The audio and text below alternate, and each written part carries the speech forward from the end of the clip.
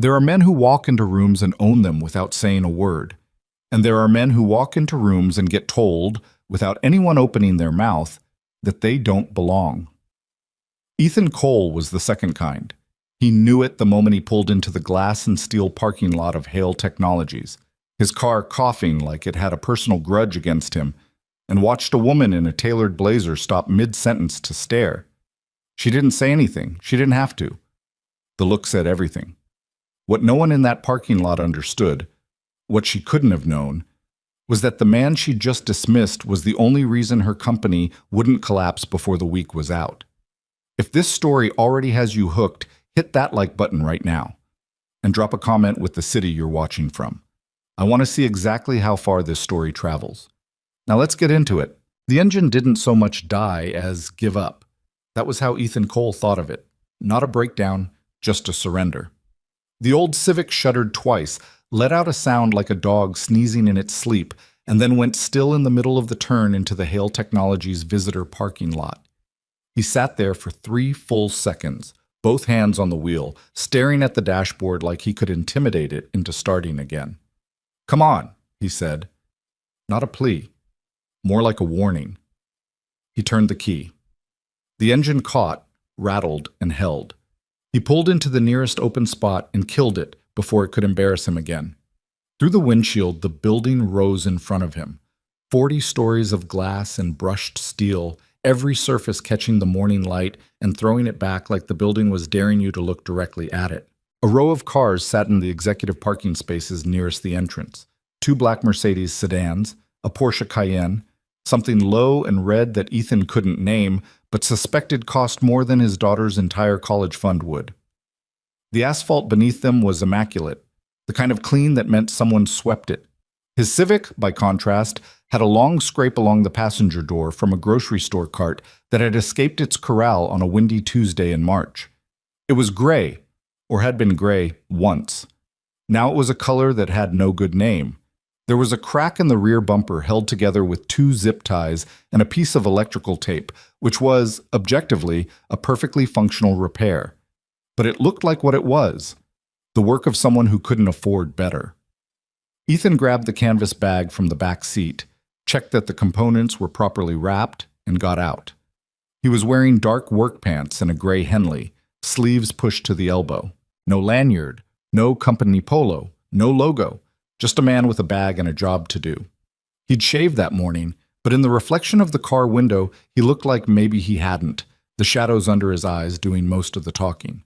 He hadn't slept great.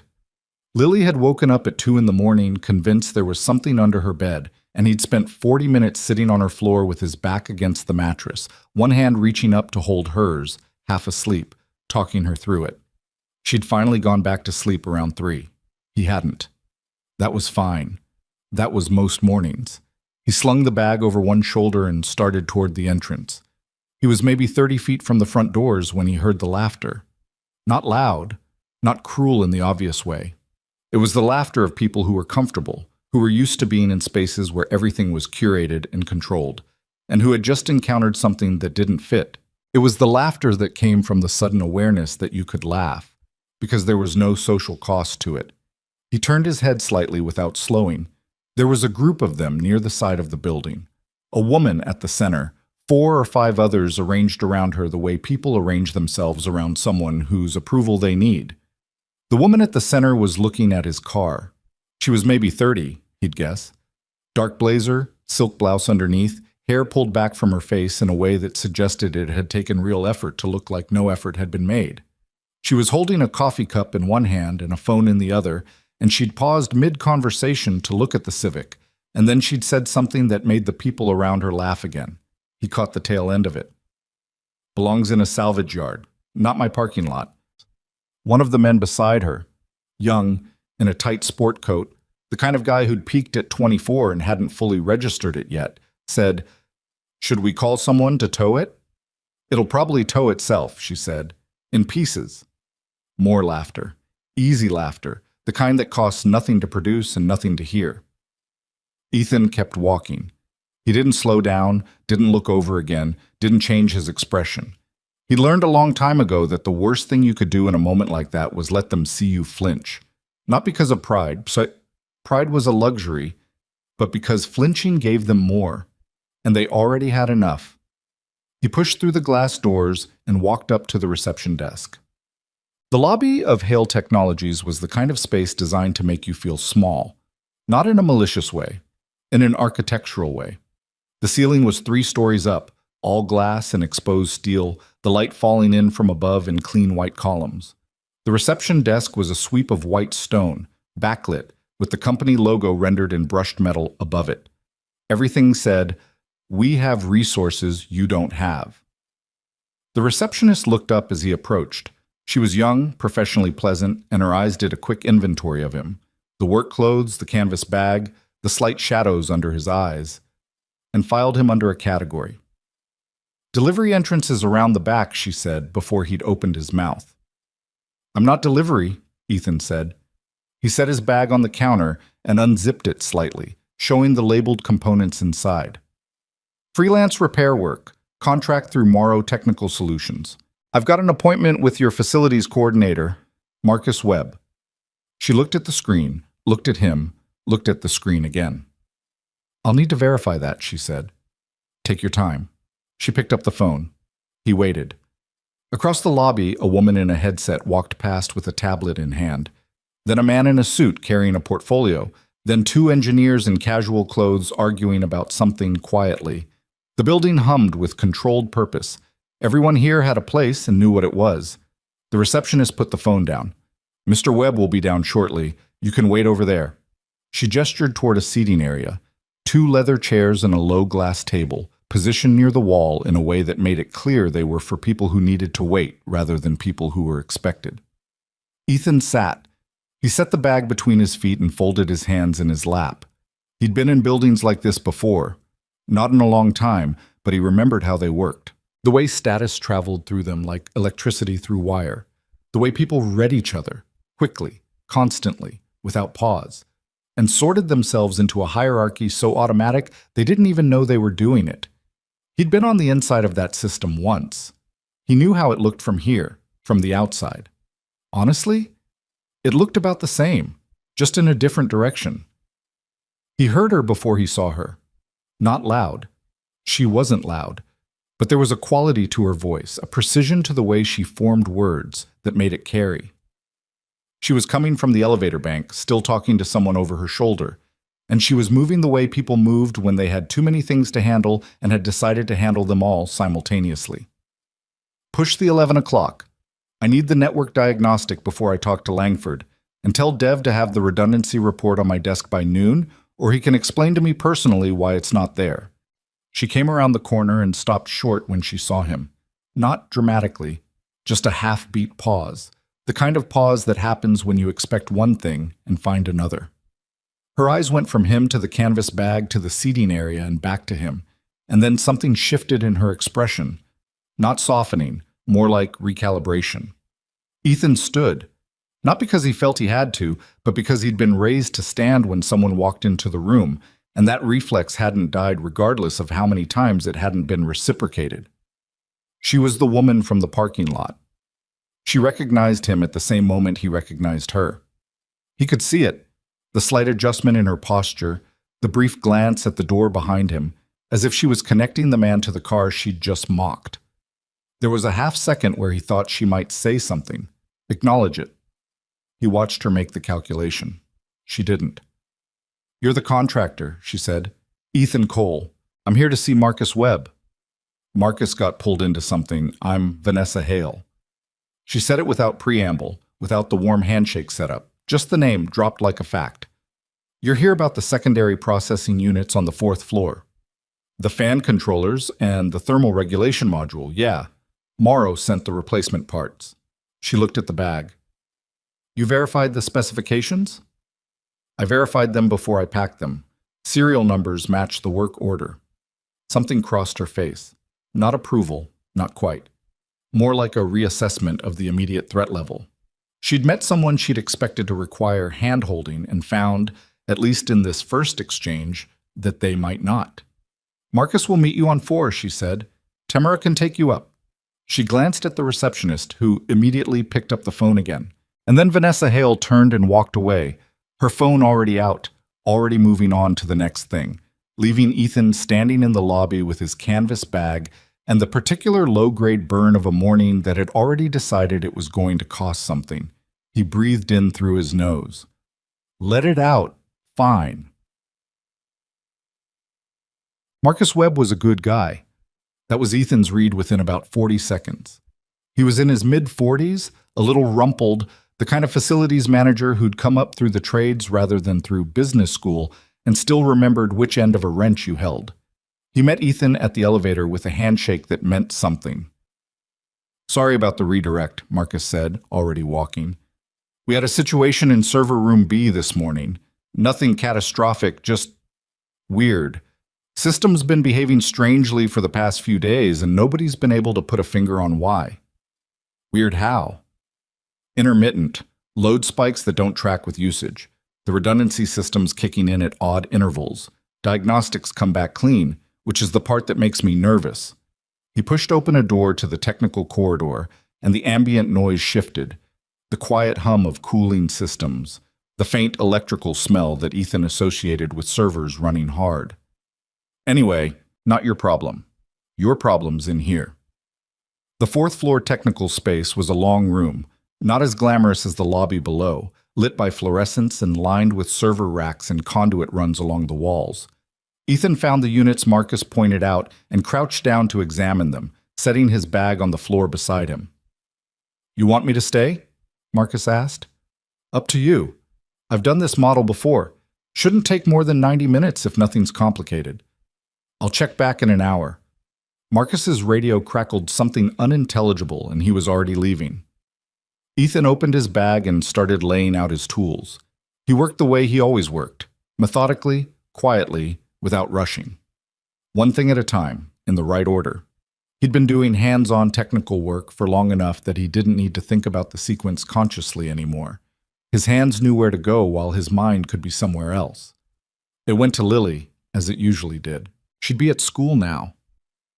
Mrs. Patterson's third-grade class, second seat from the window, which Lily had negotiated for on the first day by arriving early and sitting there with the specific calm confidence of someone who has decided they are going to win a minor territorial dispute.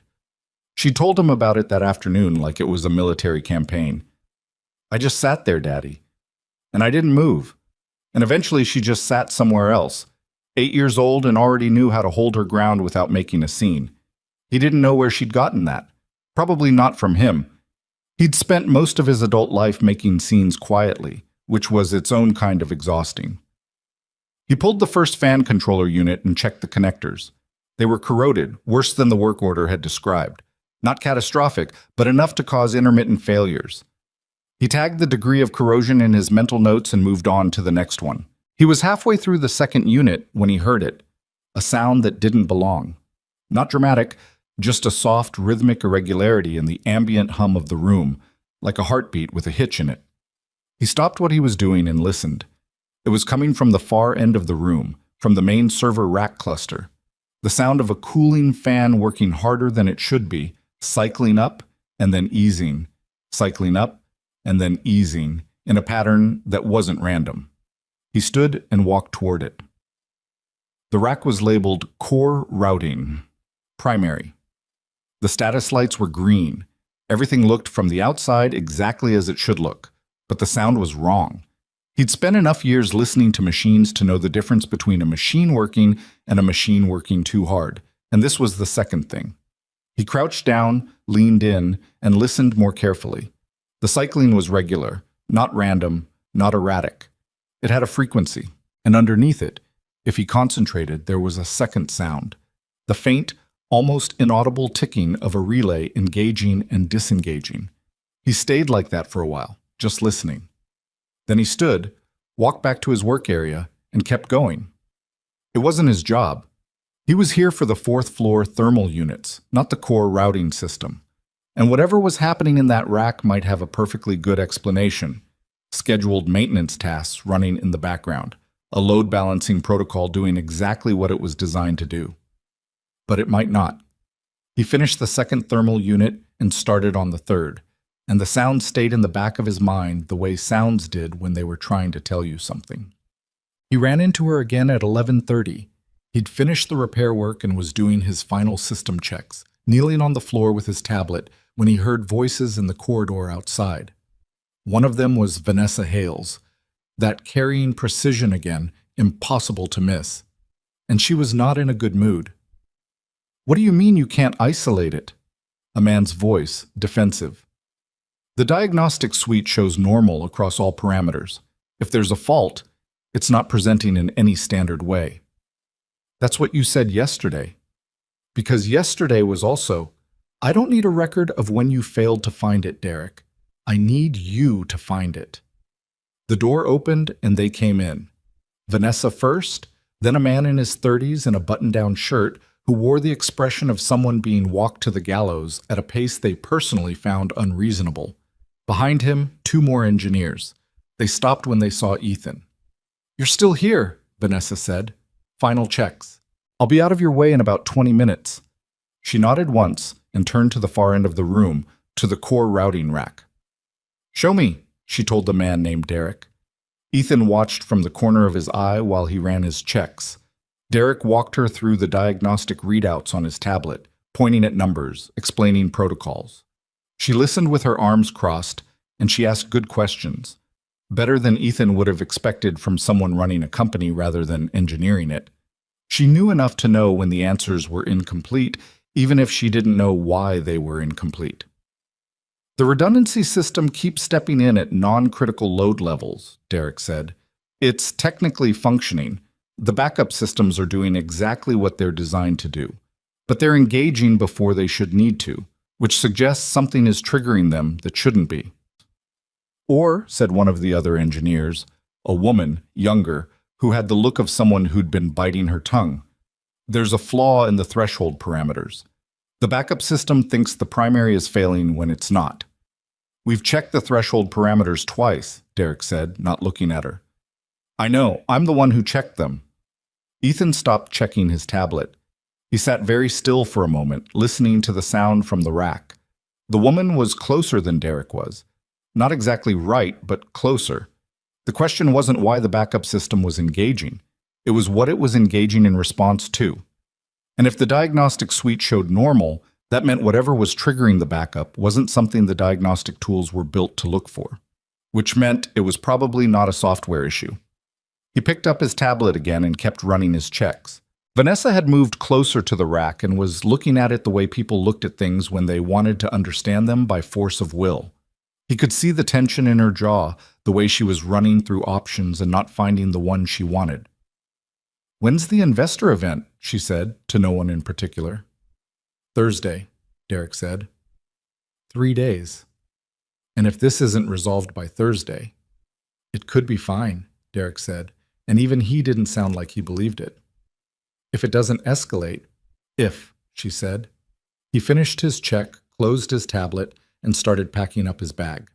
He did it slowly, taking his time, because he was trying to decide something. He had a thing about minding his own business. He'd learned it through experience. The experience of being somewhere you're not expected to be and offering an opinion that wasn't asked for, and watching the person take your opinion and then find a way to make sure you weren't invited back. He'd learned to complete the job that was on the work order and leave the building. But the sound from the rack was still there, and he knew what it meant, and he knew that in 3 days these people were going to have a very bad day. He finished packing. He stood. He slung the bag over his shoulder. He walked toward the door. And then he stopped. Not a dramatic stop, not a movie moment, just him, standing in a technical corridor, with the weight of a bag on his shoulder and a decision in front of him that he hadn't asked for. He turned around. "The diagnostic suite isn't going to find it," he said. The room went quiet in the way rooms go quiet when someone says something from an unexpected direction. Vanessa turned. Derek turned. The 2 other engineers turned. "Excuse me?" Vanessa said. Her voice was careful in a way that suggested she was deciding, in real time, how to classify what she'd just heard. "The sound it's making," Ethan said. "The fan cycling. It's not random. It's got a frequency. That means something's triggering it on a schedule. If your diagnostic suite isn't catching it, it's because it's not looking for the right thing. There was a silence that had several different layers to it. The fan cycling is within normal parameters, Derek said. It might be within the numbers your system considers normal, Ethan said. But listen to it for 5 minutes and tell me it sounds normal to you. Derek's jaw tightened. And you're the thermal unit contractor. I'm someone who's been listening to machines for about 12 years. He watched Vanessa.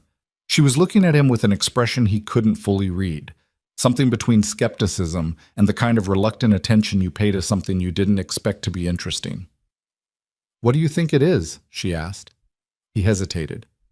Because the honest answer was, I have a theory, not a diagnosis, and I'd need to get into that rack to be sure. And getting into that rack was not anywhere near his work order, and it would take time he hadn't been paid for, and he had to pick Lily up from school at 3. I'd need to look at the physical routing in that rack, he said. Not the software, the actual physical configuration of the backup routing logic. Our engineers have already, Derek started. Looked at the diagnostics, Ethan said. He kept his voice level. He wasn't trying to embarrass the man.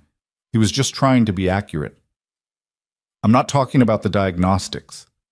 Vanessa looked from him to Derek and then back to him. He could see her doing the math. The cost of letting a thermal contractor poke around in her core routing infrastructure versus the cost of getting to Thursday and finding out Derek's "it could be fine" was wrong. She was a smart woman. He'd known that from the parking lot, actually. You didn't run a company this size without real intelligence underneath all the polish. The question was whether she was smart enough to separate her pride from her judgment. Show me what you're talking about, she said. Derek opened his mouth. Derek. She said it without raising her voice, but it closed the conversation. She looked back at Ethan. Show me. He set his bag down for the second time that morning. He walked to the core routing rack and crouched down, and he showed her the sound first. Made her stand close enough to hear the fan cycle, the specific rhythm of it. She crouched beside him, blazer and all, and she listened. Okay, she said quietly. I hear it. It's about every 40 seconds, which means whatever's triggering it is on a 40-second cycle. That's not a system load issue. Loads don't pulse like that. It's something repeating on a schedule. What kind of something? That's what I need to look at. He glanced at her. Is it okay if I open the rack? She looked at Derek, who was standing behind them with his arms crossed in the specific posture of a man who had decided to protect his dignity by being visibly skeptical. Derek, is there any reason he shouldn't? It's not. He's not authorized for core infrastructure. I'm authorizing him, she said. Can you pull up the physical routing diagrams for this rack? Derek's jaw worked. He picked up his tablet. Ethan opened the rack. The inside was dense. Multiple processing units, cable runs, the backup routing hardware nested in behind the primary systems. He didn't touch anything yet. He just looked. He traced the cable runs with his eyes, following the logic of how the physical connections mapped to the system functions. The backup routing hardware was at the bottom of the rack. Standard configuration, industrial grade, nothing unusual about the components themselves. But the way they'd been integrated with the primary system, the physical path that a failover signal would travel in the event of a primary failure, there was something about it that made him slow down. He leaned in closer. Can I see the routing diagram? He asked. Derek came forward with the tablet, reluctantly. Ethan took it and studied the layout. Then he looked at the physical installation, then back at the diagram. There it was. It wasn't obvious. If you were looking at the software, if you were running diagnostics through the system interface, you would never see it, because it was a physical issue, and it looked intentional if you didn't know what you were looking at. But he'd seen a configuration like this once before, years ago, on an industrial control system in a manufacturing plant outside of Columbus. The plant had been doing a major upgrade, and the installer had cut a corner in the physical integration of the backup routing logic, not through malice, through a misunderstanding of how the thermal response of the backup hardware interacted with the primary system under sustained load. The result had been that the backup system, which was supposed to wait for a clear failure signal, was instead reading a slight electrical artifact in the cable run as a low-grade failure condition and partially engaging, not fully. Not enough to trigger any alarms or flag any diagnostics, but enough to create an additional load on the primary system, which created additional heat, which made the fans work harder, which was why the fans were cycling. Under normal operating conditions, it was an annoyance, a noise. Under peak load, the kind of load you'd see during a major investor event, with all systems running full, presentations running, external connections multiplied, the partial engagement of the backup system would stop being partial.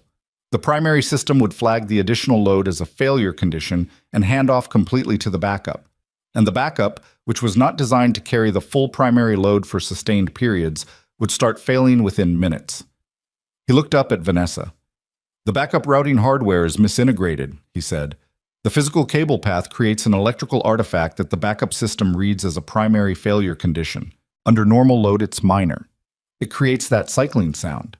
Under peak load, it'll initiate a full failover, and your backup system isn't rated to carry your full operational load for more than about..." He looked at the spec label on the hardware. 8 minutes. The room was very quiet.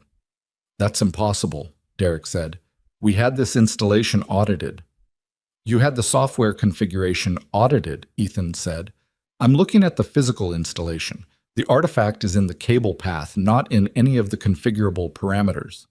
He pointed. "You can check it. Run a sustained high-load simulation and watch what happens to the backup engagement level." Derek didn't move. He was looking at the rack with an expression that was trying very hard not to be afraid. Vanessa was also looking at the rack. She'd stood up from her crouch, and she was very still. And Ethan could see the implications moving through her head in real time. The investor event on Thursday, the full operational load, the 8-minute window. "How would you fix it?" she said. "Reconfigure the physical cable run to eliminate the artifact. It's a hands-on job. You can't do it from the interface. But it's not complicated if you know what you're looking at. Maybe 2 hours." "You can do that?" He considered the question seriously. "Yeah, I've done it before, on a similar system. I'd need to see the full routing diagrams, and I'd want someone from your team to verify my work as I go." He looked at her directly. "I want someone else in the rack with me. I don't do that kind of work alone on someone else's infrastructure." Something shifted in her expression. He wasn't sure what to call it. "Derek," she said, "get me the full physical routing documentation, and call Marcus. Tell him we need him up here." She turned back to Ethan. "What do you need?" "Time," he said. "And an honest conversation about what this is going to cost, because it's outside my original work order." She almost smiled. It was the first unguarded expression he'd seen from her. "I think we can figure that out," she said. "Does." He called his neighbor Carol at 1:15. She was 71, lived 2 doors down, and had been what she called Ethan's emergency infrastructure since Lily was 4 years old. She answered on the second ring. "You're not going to make pickup," she said. It wasn't a question. "I might. It's 3 o'clock and it's only 1:15. "Ethan, I know, I'm sorry. Something came up." "It always does." But her voice wasn't hard, just the particular warmth of someone who'd learned a long time ago that being needed was its own kind of compliment. "I'll get her. She can help me with the garden." "She's going to tell you everything that's wrong with your garden." "I know, she tells me every time. I think she might be right about the drainage." He laughed. A real one. Quiet. "Thank you, Carol. I'll text when I know what time. Bring me something back if you pass anywhere decent." "Deal." He hung up and went back to the rack where Marcus had arrived and was looking at the routing diagrams with an expression of deep personal offense, as though the infrastructure had done this specifically to make him look bad. "I signed off on this installation," Marcus said. "The software configuration was probably fine," Ethan said. "This is in the physical integration. Easy to miss if you're not looking for it." "I should have been looking for it." "Yeah," Ethan said, because he wasn't going to lie to the man. "But you didn't know to." They worked through the afternoon, Ethan and Marcus, side by side, with Derek watching from a chair in the corner with his tablet and his dignity both slightly worse for the day's events. The work was careful and methodical, tracing the cable run, identifying the precise point where the artifact was being generated, redesigning the physical path to eliminate it. Vanessa came in and out. She didn't hover. She checked in, asked specific questions, got specific answers, and left again. When she came back at 4:30, they were doing the verification run. "How's it looking?" she asked from the doorway. "Better." Marcus was watching the monitoring screen. Fan cycling stopped. Backup system engagement is at baseline. "We'll do a load simulation to confirm," Ethan said. 30 minutes. She came fully into the room and stood with her arms crossed, watching. In the fluorescent light of the technical corridor, without the morning sun making everything into a fashion shoot, she looked more like what she probably actually was. Someone who worked very hard and was used to carrying a lot of weight, and sometimes had a bad morning and said something unkind in a parking lot without thinking too carefully about who might hear it. He didn't hold it against her, not because he was virtuous, but because he was tired. And holding things against people was expensive, and he didn't have the budget for it. The simulation ran, the numbers held. Marcus exhaled from somewhere deep in his chest. "We're good." "Run it for the full load profile," Ethan said. "The investor event profile, maximum concurrent connections, everything. Don't confirm until you've run the worst case." Marcus looked at him, then he looked at the screen. "Yeah, you're right." He started adjusting the simulation parameters. Ethan started packing up his tools. He was almost done when he heard her behind him. "Mr. Cole." He looked up. Vanessa Hale was standing a few feet away, and she had the look of someone who had prepared something to say and was now finding that the words weren't sitting the way they'd been arranged. "This morning," she said, "outside, I said something." She stopped, started again. "I made a comment about your car, in front of my staff." He waited. "That was—" She let out a breath through her nose. "That was unprofessional and unkind, and I'd like to apologize for it." He looked at her for a moment. She wasn't making it easy on herself. She was looking straight at him, the way people did when they decided to do something and were going to do it all the way. "It's fine," he said. "It's not, though." She said it simply, without drama. "You didn't deserve that. You came here to do a job and you were treated like you didn't belong. And then you—" She gestured vaguely at the rack, at the room. "You still helped." He thought about saying something polished, something that would close the moment cleanly and let them both move on. But he was tired, and he had a daughter to get home to, and he didn't have the energy for polish. "People make assumptions," he said. "It's not your worst quality." She blinked. It was the last thing she'd expected. "That's—" She almost laughed, and it was more real than anything he'd heard from her all day. "That's a very generous framing." "It wasn't generosity," he said, "just accurate." He picked up his bag. Marcus was still running the simulation, Derek was still sitting in his corner, and the room was humming with the sound of systems running the way they were supposed to run. "I'll send the revised invoice through Morrow," Ethan said. "Marcus has my contact information if anything else comes up." He walked to the door. "Mr. Cole." He paused again. "Thank you," Vanessa said. Not with any performance in it. Just the two words, straight. He nodded once and walked out. He picked up Lily at Carol's at 6:45. She was sitting at the kitchen table with a piece of paper covered in pencil marks, explaining to Carol, with the patient authority of someone who has found a fundamental error in another person's thinking, exactly what was wrong with the north bed drainage situation. She looked up when he came in and said "Daddy," in the particular tone she used when she was happy to see him, but was in the middle of something. "She found 3 problems," Carol told him. "I found 4, Lily said. "But number 4 is a maybe."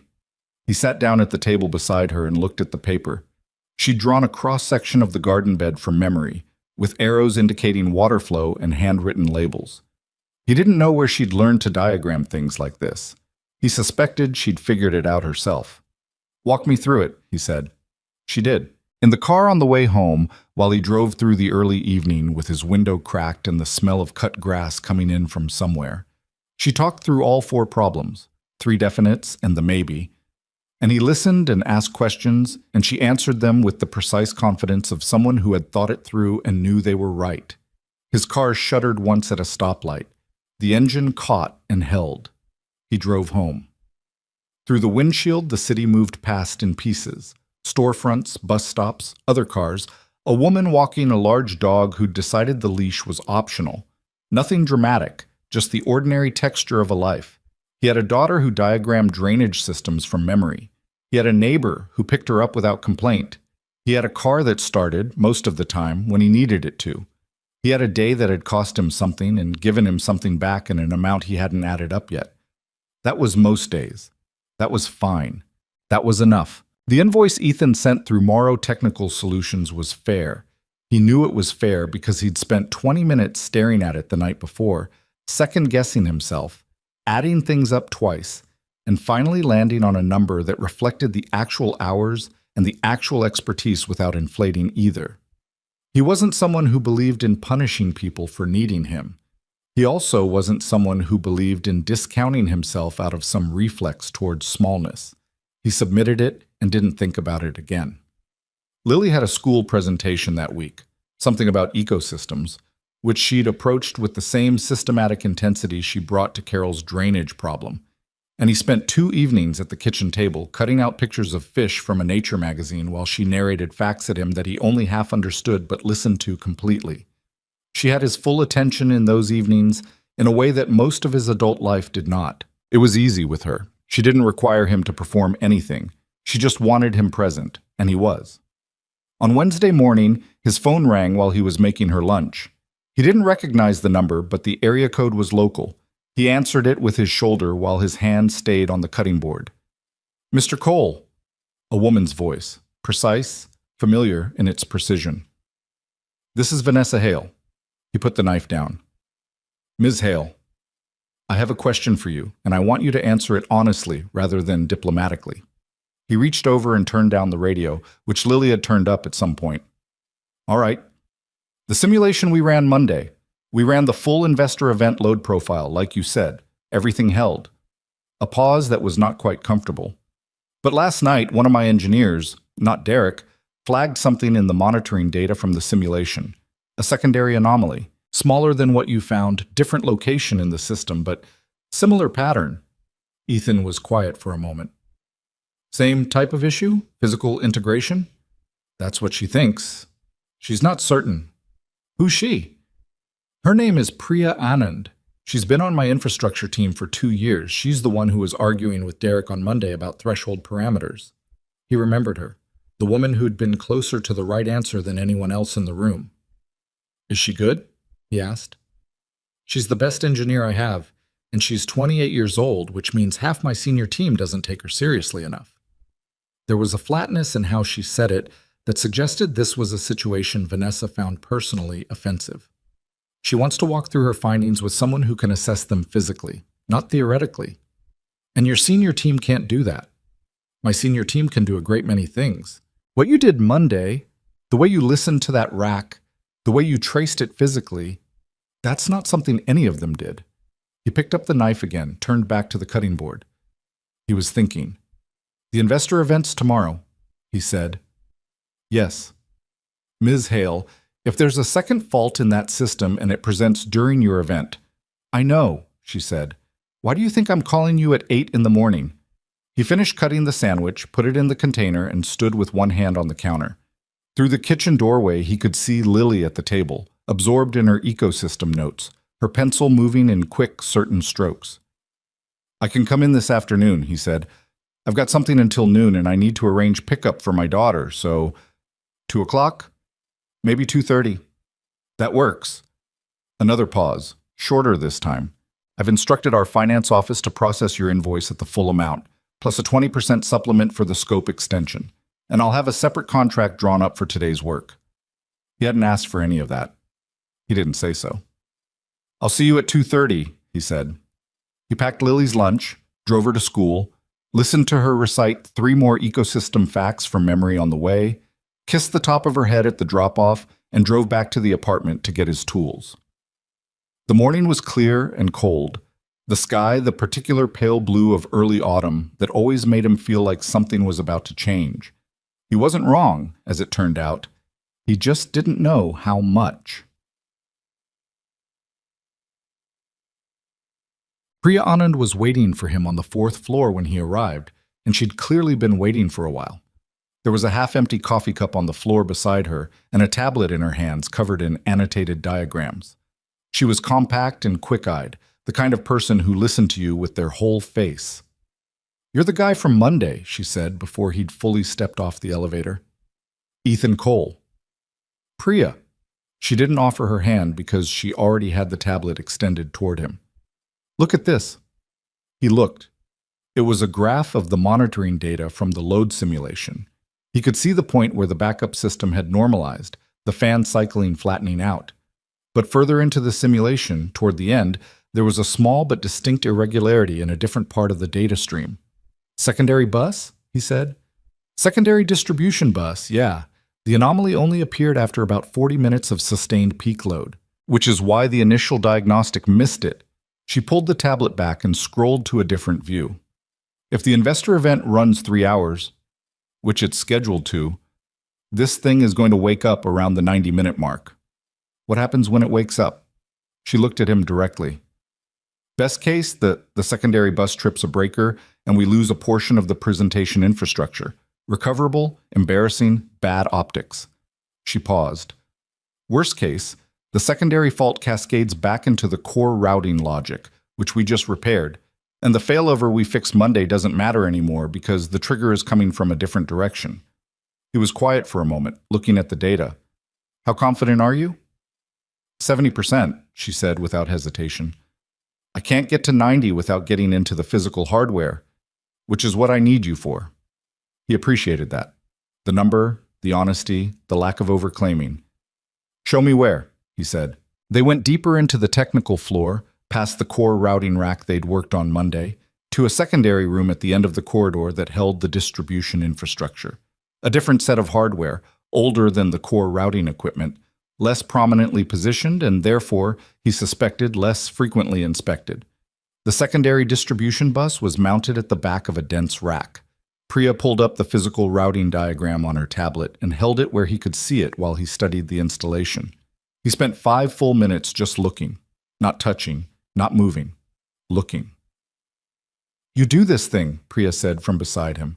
"The just listening thing. I watched you do it Monday with the core rack."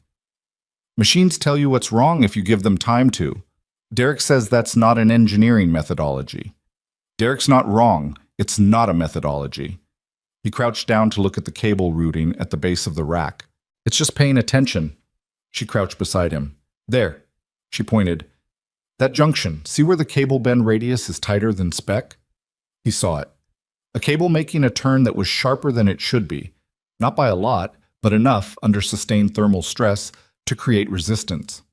Resistance created heat.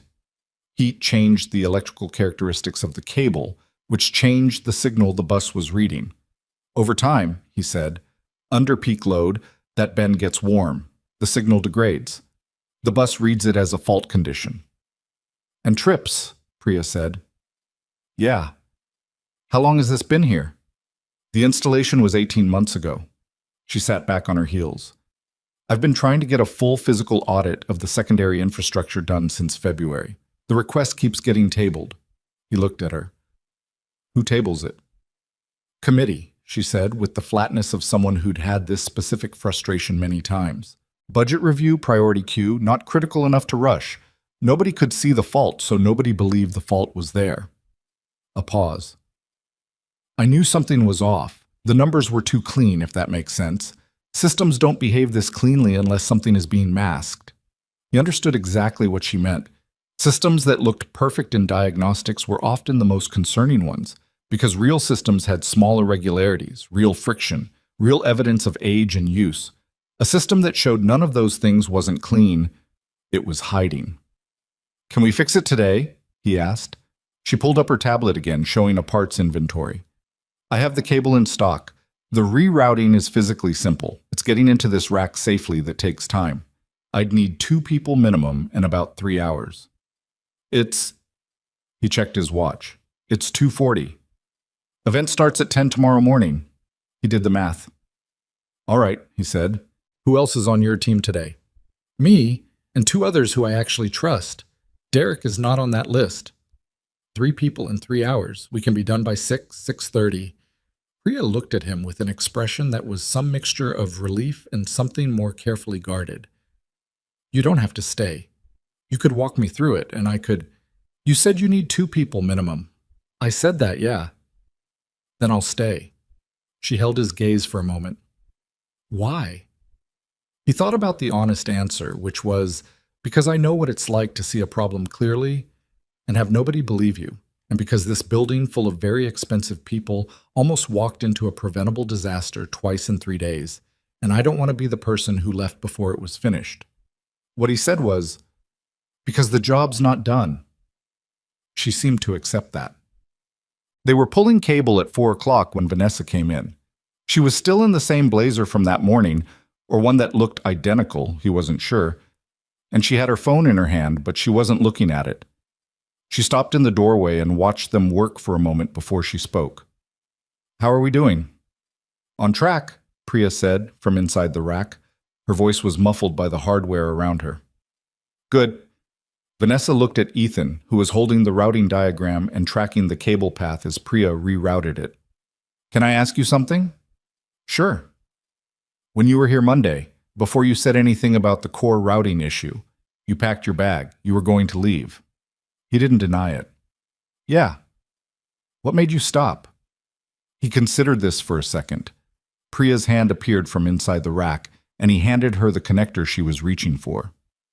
I knew what the sound meant, he said, and if I left and you hit Thursday with that fault still live, nobody would have put it together in time. Not because your team isn't capable. He glanced toward the rack, toward Priya. They just weren't looking in the right place. But it wasn't your problem, Vanessa said. You'd done your job.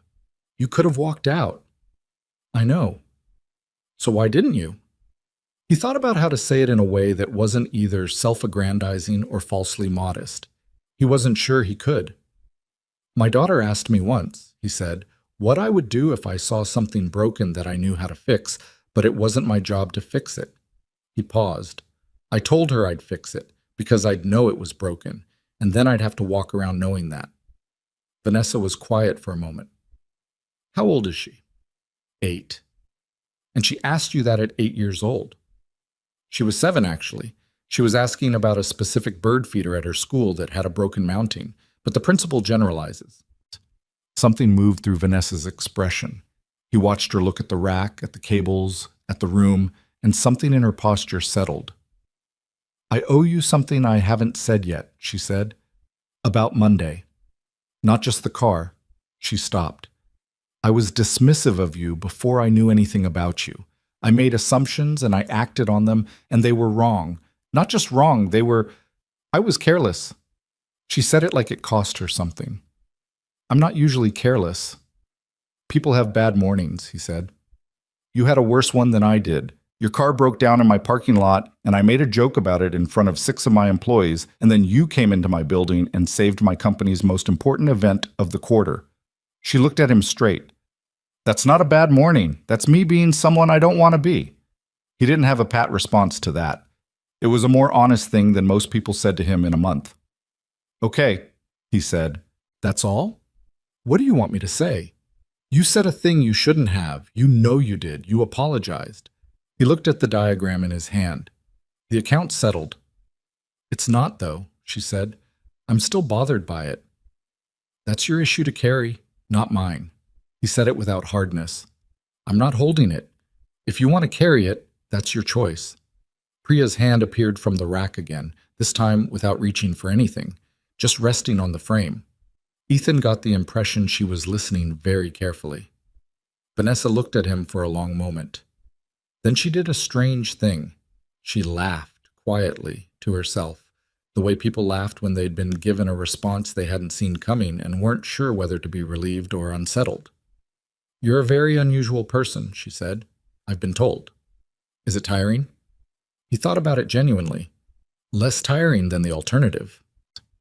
She looked like she wanted to ask more, but her phone chose that moment to buzz with something that pulled her attention. She glanced at the screen, and the CEO expression was back. The forward-moving, everything has a deadline expression that had nothing to do with the conversation they'd just been having. I have to be on a call, she said. Tell Priya she can reach me directly if she needs authorization for anything, and she paused at the door. Mr. Cole, Ethan. Thank you. She left. From inside the rack, Priya said, "She apologized to you." "Yeah. She doesn't apologize to people." A pause, the sound of careful hands moving cable through a tight space. "She's not a bad person. She grew up in a world where you lead with power, or you don't lead at all. It takes a minute for her to recalibrate when she's wrong." Another pause. "Took her about 6 months to take me seriously, but once she did, she's been solid. She said you're the best engineer she has." Priya's hand appeared from the rack again, this time with the old cable, which she handed to Ethan. He set it aside. "She said that?" Priya asked. "This morning, on the phone. She said it matter of fact, not like a compliment, just like a fact." Priya was quiet for a moment. When she spoke again, her voice had a slightly different texture. Good. He understood that too. At 5:40, they ran the first verification pass. The three of them, Ethan, Priya, and a quiet engineer named Ben who worked with his hands the way Ethan did, deliberately and without performance, stood in front of the monitoring screen and watched the numbers. The secondary bus held steady. The signal through the corrected cable path was clean, real system clean, with the small normal variations of a system under genuine load, not the uncanny smoothness that had been hiding the fault. "Run the 90-minute mark simulation," Ethan said. Ben typed. The simulation jumped forward, still steady. Priya exhaled. It was a long, controlled exhale, the kind you did when you'd been holding your breath for 3 days without fully realizing it. "Good," she said. "That's good." "Run the cascade scenario," Ethan said. "The one where both faults are present simultaneously. I want to see what the system would have done tomorrow." Ben looked at him. "Why?" "Because I want to know." Priya nodded. "Run it." Ben ran it. The simulation output was not comfortable to look at. At the 90-minute mark, the secondary bus tripped. The signal cascaded back into the primary routing system. The failover logic engaged, and then, because the secondary bus was interfering with the failover path, the failover began to fail as well. By the 102nd minute mark of the simulated event, the system was in a state of complete gridlock, not shut down, but locked in a cycle of failing handoffs between the primary and backup systems, neither able to fully take over. In practice, that meant a building running a major investor event with systems frozen mid-cycle and no clean recovery path. Everything would have to be shut down manually and restarted from scratch. In the middle of whatever presentation Vanessa was planning, with every investor they were trying to impress watching it happen in real time. The three of them looked at the screen in silence. 92 minutes, Ben said. "Yeah," Priya said. Ethan picked up his tools and started packing them for the second time that week. His back ached in the particular way it did after an afternoon of crouching on concrete floors. He had a bruise forming on his right forearm from where he'd caught himself on a rack edge. His hands were clean. He was always careful about that, always wore gloves when working around active hardware, but his knees were unhappy. He was 32 years old, and some mornings felt like twice that, and other mornings felt like nothing at all. He zipped the bag. "You should be here tomorrow," Priya said. "During the event. On site." He looked at her. "Why?" "Because I'd feel better," she said, with the directness of someone who didn't waste words on false modesty. "We fixed both faults. The simulations look clean, but you've got a rad on this system that I don't have yet. And if something unexpected comes up during a live 3-hour event, I want someone in this building who can do what you do." He thought about it. "I've got to get my daughter to school by 8:15. Event doesn't start until 10. You could be here by 9:30. And if nothing goes wrong, I spend 3 hours watching numbers I could have been watching from home. If nothing goes wrong, I'll buy you lunch." He considered her. She was looking at him with the steady, open expression of someone who was asking a real thing and had thought it through. "What do you think the odds are?" he asked. "Honestly, that something goes wrong that we haven't caught?" She thought. 20%. Maybe less. A pause. "But this event is worth $140 million in potential investment. 20% of $140 million is $28 million, he said. "Yeah." He picked up his bag. "I'll be here by 9. She nodded once, the nod of someone crossing an item off a mental list. "I'll have coffee." Priya. She looked up. You found this, he said. You've been pushing for a physical audit for months. You're the reason this building doesn't go down tomorrow.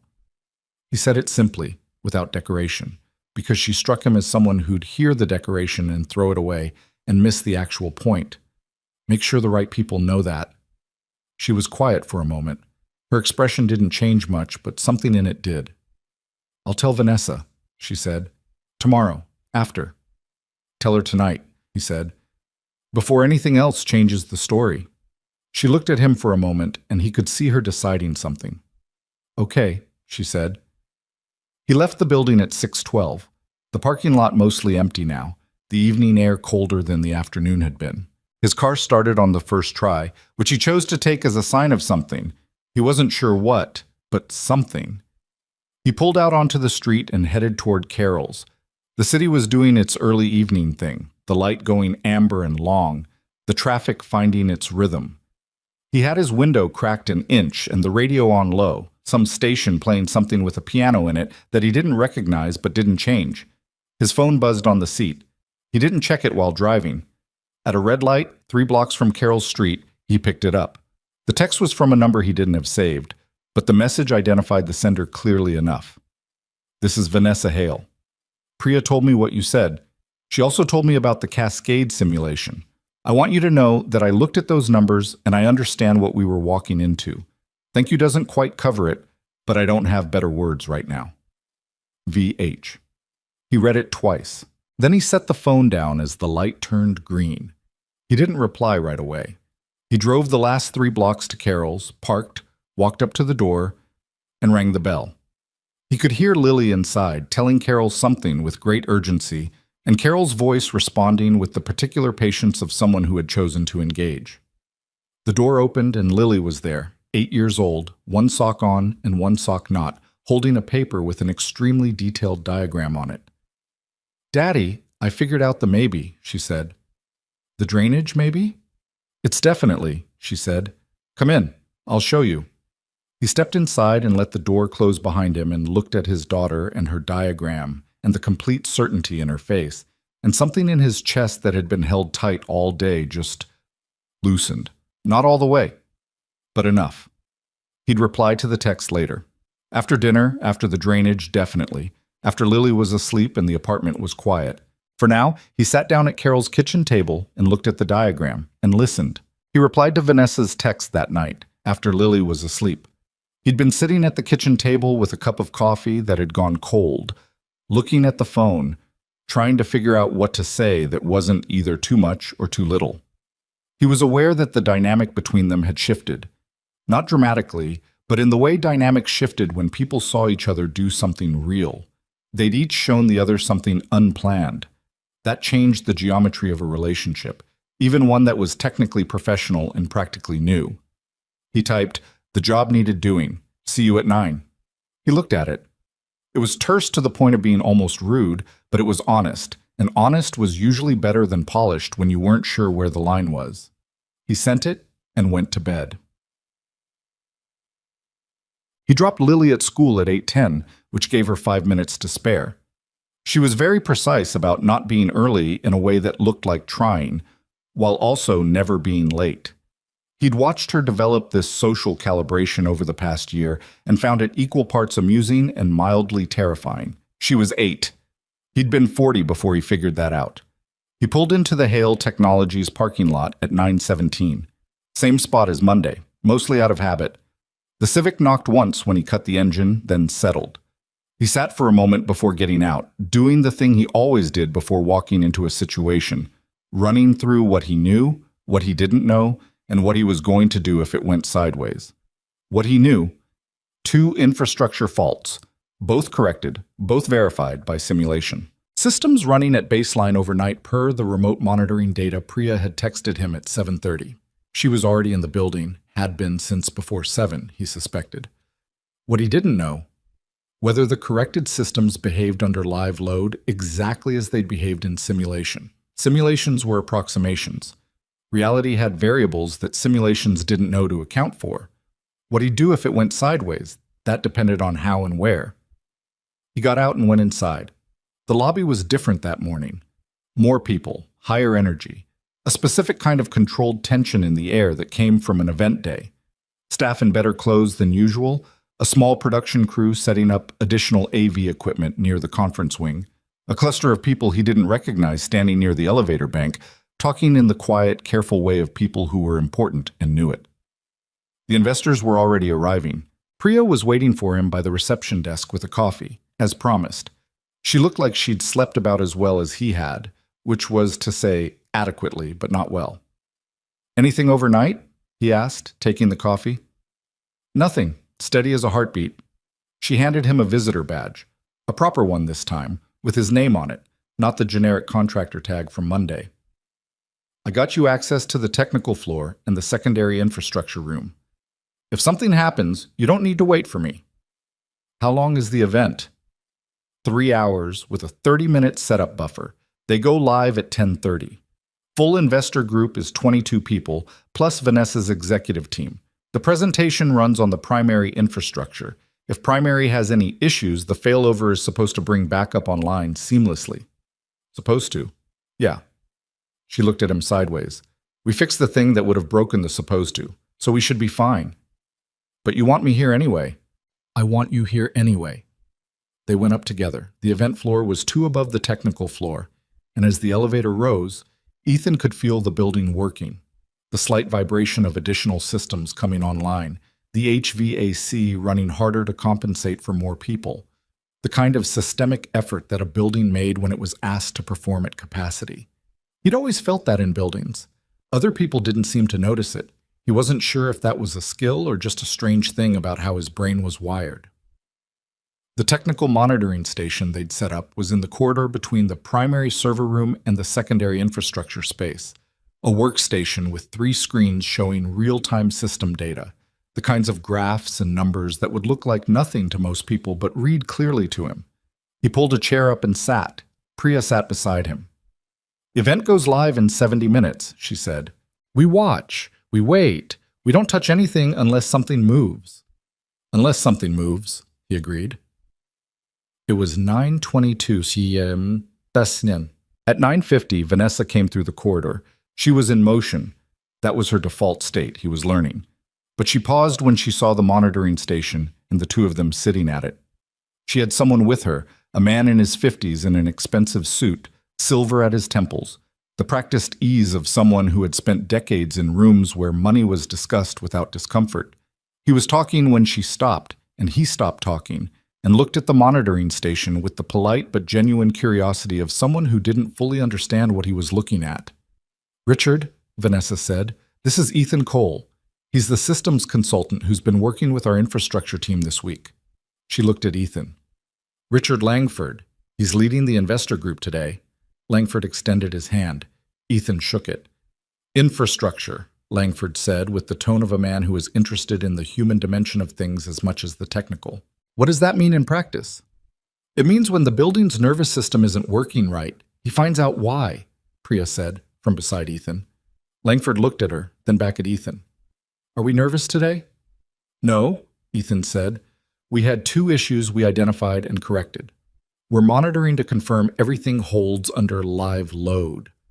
2 issues you identified. Langford glanced at Vanessa. "I didn't know about this."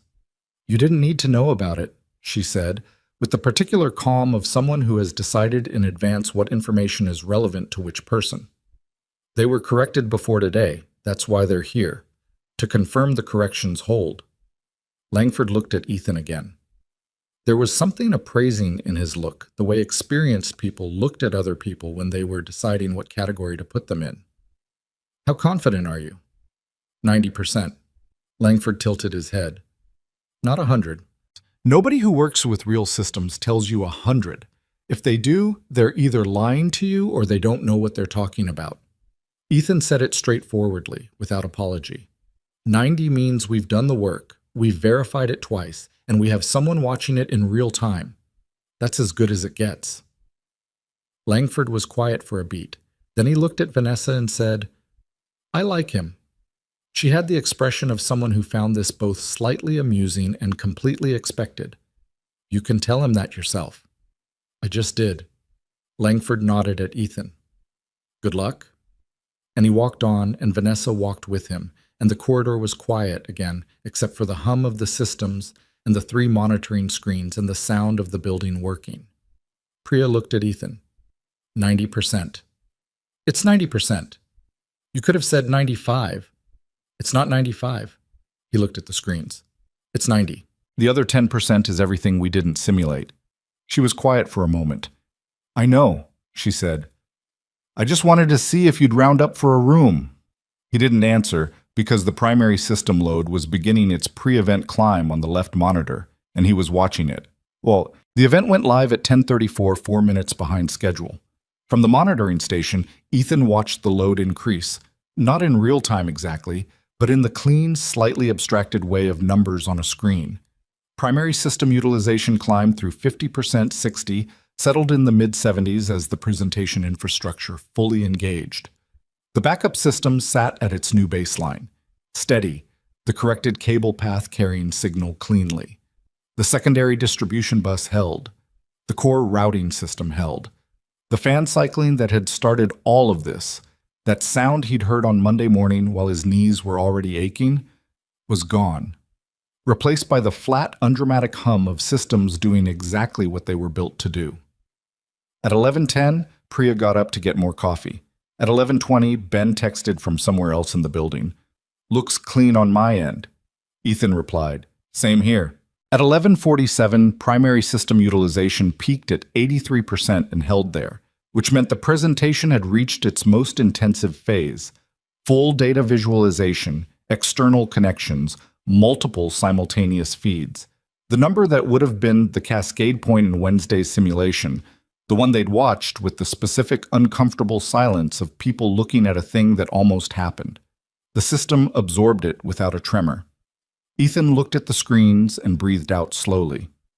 Priya came back with the coffee and looked at the screens and did not say anything, which was how he knew she was also relieved. They sat. The minutes passed. At 12:20, the load began its gradual descent. Presentation winding down, external connections starting to close, the systems beginning their release from peak. By 12:40, utilization was back in the 40s, the backup system still at baseline, the secondary bus signal still clean. At 1:03, it was over. Priya leaned back in her chair and put her coffee cup on the workstation and stared at the ceiling for a moment. That's it, she said. That's it, Ethan said. 3 hours and 3 minutes. Yep. Nothing. Nothing, he said. And then, because it needed to be said clearly, which is exactly what nothing should feel like. We did the work. The work held. She looked at him sideways. You're not going to let me be dramatic about it. You can be as dramatic as you want. I'm just telling you what it means. She was quiet. Then, it means we didn't fail. It means you didn't fail, he said. You found it. You pushed for it. You had the numbers when it mattered. She picked up her coffee and looked at the screens again. I'm going to tell Vanessa I want the physical audit done. All secondary infrastructure. No more tabling it. Tell her today. I'm going to tell her today. While you're at it, tell her you want to lead it. Priya turned to look at him fully. She'd never ask her, he said. She might surprise you, or she might not, but at least you've said it. He stood, stretching his back, which made a sound it shouldn't have. You know this system better than anyone in this building. That should mean something. She watched him stretch and looked like she was filing something away. They were walking back toward the elevator when the call came through on Priya's radio. The hardline channel they'd kept open to the event floor, standard protocol. The voice on the other end was Ben, and his voice had a quality to it that made both of them stop walking immediately. Priya, we've got something. She had the radio to her mouth before he'd finished the sentence. What is it? Not the primary, not the secondary bus. A pause that lasted about 1 second too long. It's the auxiliary power routing, generator transfer panel. Something's happening with the transfer switch. Ethan was already moving back toward the monitoring station. He didn't run. Running in a technical crisis was how you made mistakes. But he moved fast, with purpose. He pulled up the auxiliary power system display on the secondary monitor. It wasn't something he'd been watching closely. They'd focused on the primary and secondary infrastructure, and the auxiliary power system was a building system, separate from the presentation infrastructure, managed by a different team. He scanned the data. The transfer switch was fluctuating, not dramatically, but the numbers were moving in a pattern he recognized from somewhere in the back of his mind, a place where 12 years of hands-on work lived in forms that weren't quite memory and weren't quite instinct, but were something in between. "How old is this transfer switch?" he said, to no one in particular. Priya was already on her tablet. "Generator system was last serviced," she scrolled, 14 months ago. "Was it under load during that service?" "I don't know. I'd have to pull the service records." "Pull them." He was looking at the fluctuation pattern. The transfer switch was the device that shifted the building's power supply from the main grid to the backup generator in the event of a grid failure. Under normal circumstances, it sat idle. But under heavy electrical load, the kind of load a 3-hour high-capacity event put on a building's systems, the transfer switch could experience thermal stress, particularly if it was older and hadn't been fully exercised under load in recent service cycles. The numbers moved again, a small spike, then down, then a longer plateau at an elevated level. "It's thermal," he said. "The switch is running hot." Priya looked at the screen. "That's a building system. That's not our—" If that switch trips, the building shifts to generator power. And when it shifts, there's a 3 to 5 second gap in power delivery, depending on how fast the generator picks up load. He looked at her. 3 to 5 seconds on the primary presentation system in the middle of a live investor event. The UPS should bridge that gap." "Should?" he said. She looked at him. "Where is the transfer switch physically?" "Basement. Building electrical room." He was already moving toward the door. "Call facilities. Tell them I'm going down there." "You're not authorized for—" "Then get me authorized in the next 2 minutes, or tell me who I'm meeting in the basement." He said it without heat, just the flat urgency of someone who'd done the math. "We've got maybe 15-20 minutes before that switch reaches the temperature where it starts making decisions on its own." She was already on the radio. He took the elevator down because the stairs to the basement were on the far side of the building, and time was the variable he had the least of. The elevator was slow in the specific way elevators were slow when you needed them not to be, and he stood in it watching the floor numbers and running through what he was going to find in the electrical room and what he was going to do when he found it. Transfer switches failed in one of two ways. They transferred when they shouldn't, which was a nuisance, or they failed to transfer when they should, which could mean no power at all until someone reset it manually. The pattern on the monitor looked like the first type, which meant the event upstairs was about to get an unscheduled interruption. The basement was cool and smelled of concrete and old electrical infrastructure. The honest smell of a building's guts, nothing like the curated lobby 3 floors above. A facilities technician was already there, a man named Santos, whose badge identified him as lead electrical, and he had the access panel for the transfer switch open when Ethan arrived. "You're the consultant?" Santos said, without turning around. "Ethan Cole. What are you seeing?" "Switch is running at 108 degrees. Rated operating maximum is 95. Santos pointed at the panel. "We're in the thermal protection zone. If it hits 112, it's going to trip automatically and transfer the building to generator." "How long did generator pick up?" "This unit? About 4 seconds, maybe 5. "Is the UPS for the event floor rated to bridge 5 seconds at full load?" Santos looked at him. "Theoretically. But this UPS is 3 years old and I don't know when it was last load tested." Ethan looked at the switch panel. The thermal readout was at 109 now. "Can you manually initiate a controlled transfer to generator now, before it trips automatically?" Santos frowned. "I could. But a manual transfer is still going to create a momentary gap. A controlled manual transfer is a smaller gap than an automatic trip, and we control the timing." He looked at Santos directly. "If we wait for the automatic trip, it happens when it happens. If we do it now, we pick the moment. Is there a moment in the next 3 minutes that's better than any other?" Santos thought for exactly 2 seconds. The load peaks tend to dip slightly between presentation segments. If they're at a segment break right now, Ethan pulled out his phone and called Priya. She picked up in one ring. "What's happening?" "We need to know if they're at a segment break in the presentation, a natural pause, anything where the system load dips." Hold on. The sound of movement, a door, then her voice, lower. Yes, they're transitioning between the financial projections and the Q&A segment. 2 minutes, maybe 3. Can you watch the primary utilization on the monitor and tell me when it dips? Yes, it's at 71 right now, dipping toward 68. He looked at Santos. We've got a window. Can you do a controlled manual transfer? I can do it, but if the UPS doesn't bridge the gap, I know. He held Santos's gaze. Your call.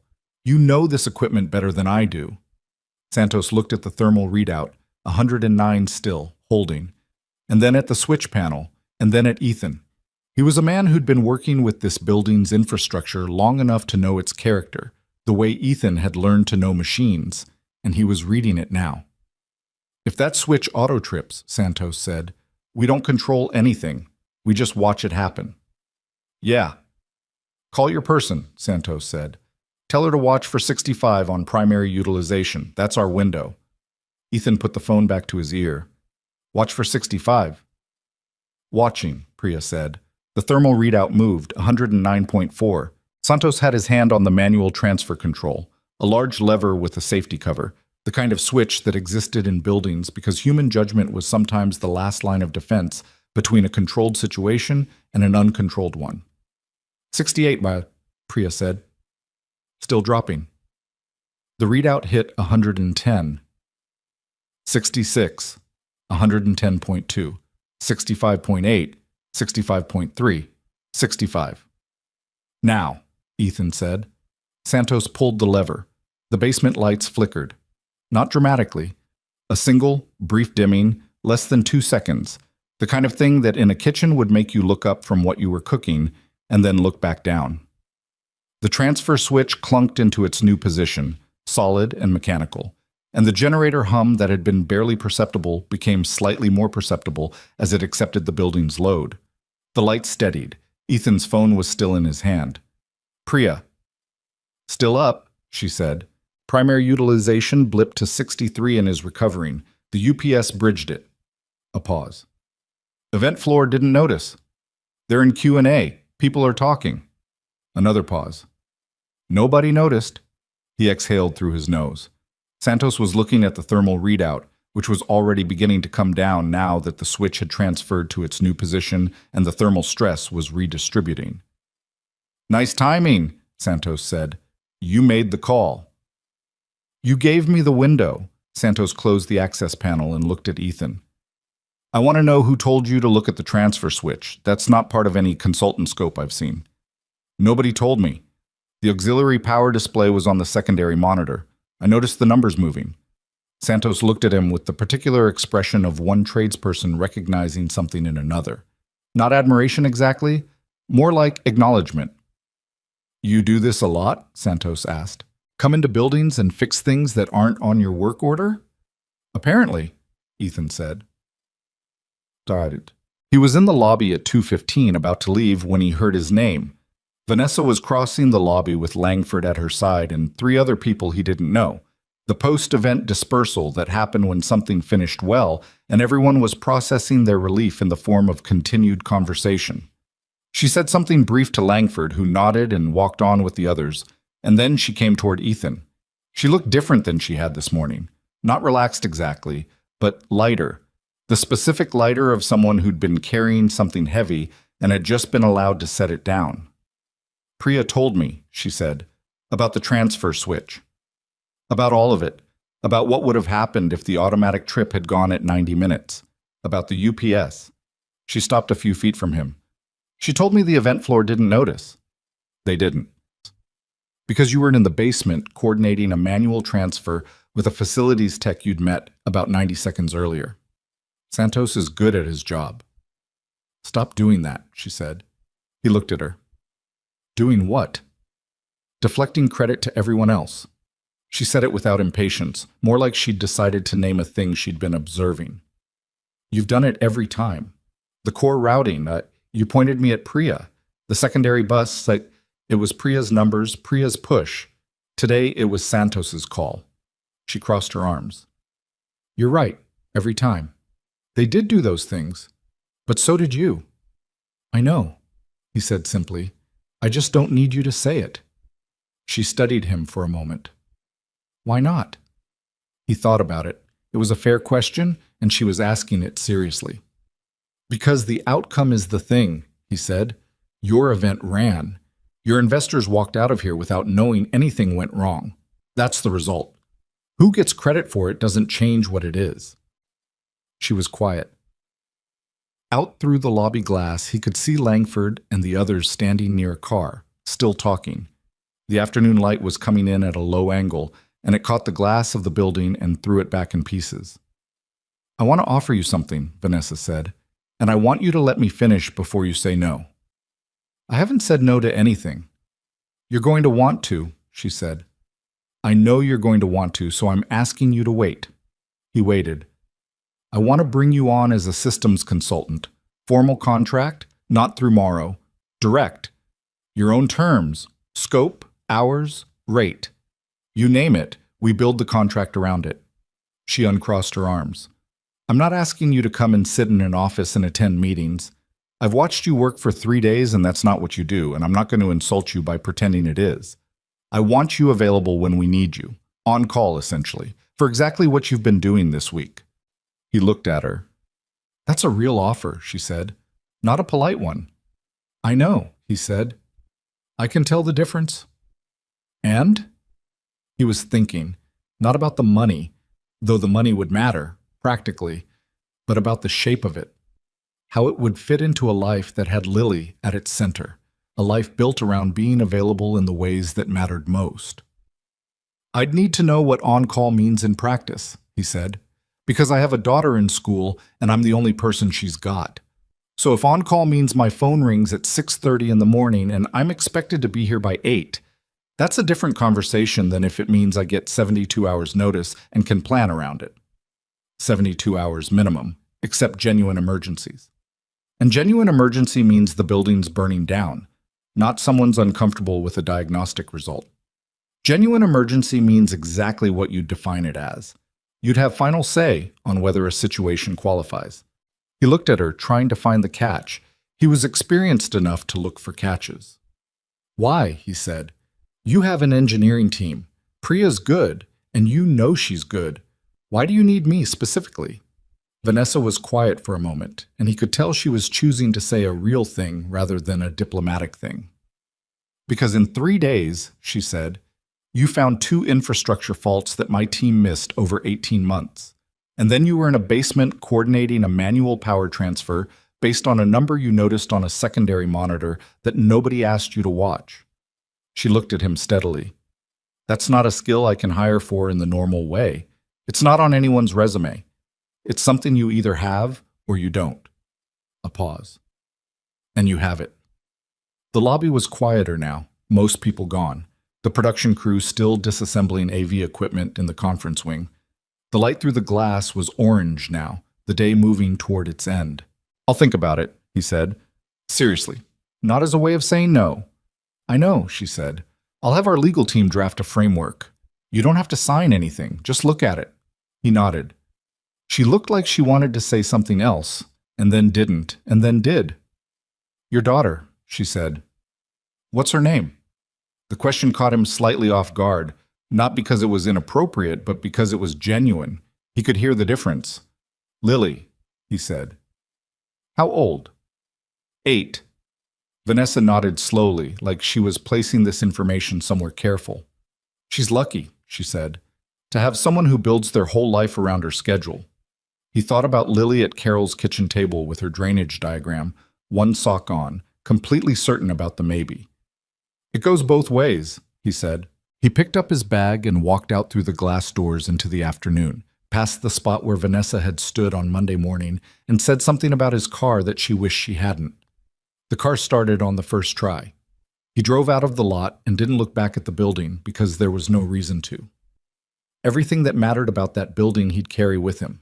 The sound the rack had made, the angle of Priya's handwriting on her tablet, the particular thud of Santos's hand on the transfer switch lever. He drove toward Lily's school. Traffic was ugly at this hour, the way it always was, and he sat in it without impatience, which was something it had taken him years to manage. He thought about the contract offer. He thought about 72 hours minimum and final say on emergencies and his own terms. He thought about Lily's college fund, which was real and growing slowly and would need to grow faster. He thought about the shape a life could have if you built it deliberately, from the inside out, with what you actually valued rather than what you were supposed to value. His phone buzzed. He didn't check it. At pickup, Lily came out of the school doors at exactly the right moment, not early, not late, and got into the car and said, "We had a substitute today, and she got 3 things wrong." And he said, "What 3 things?"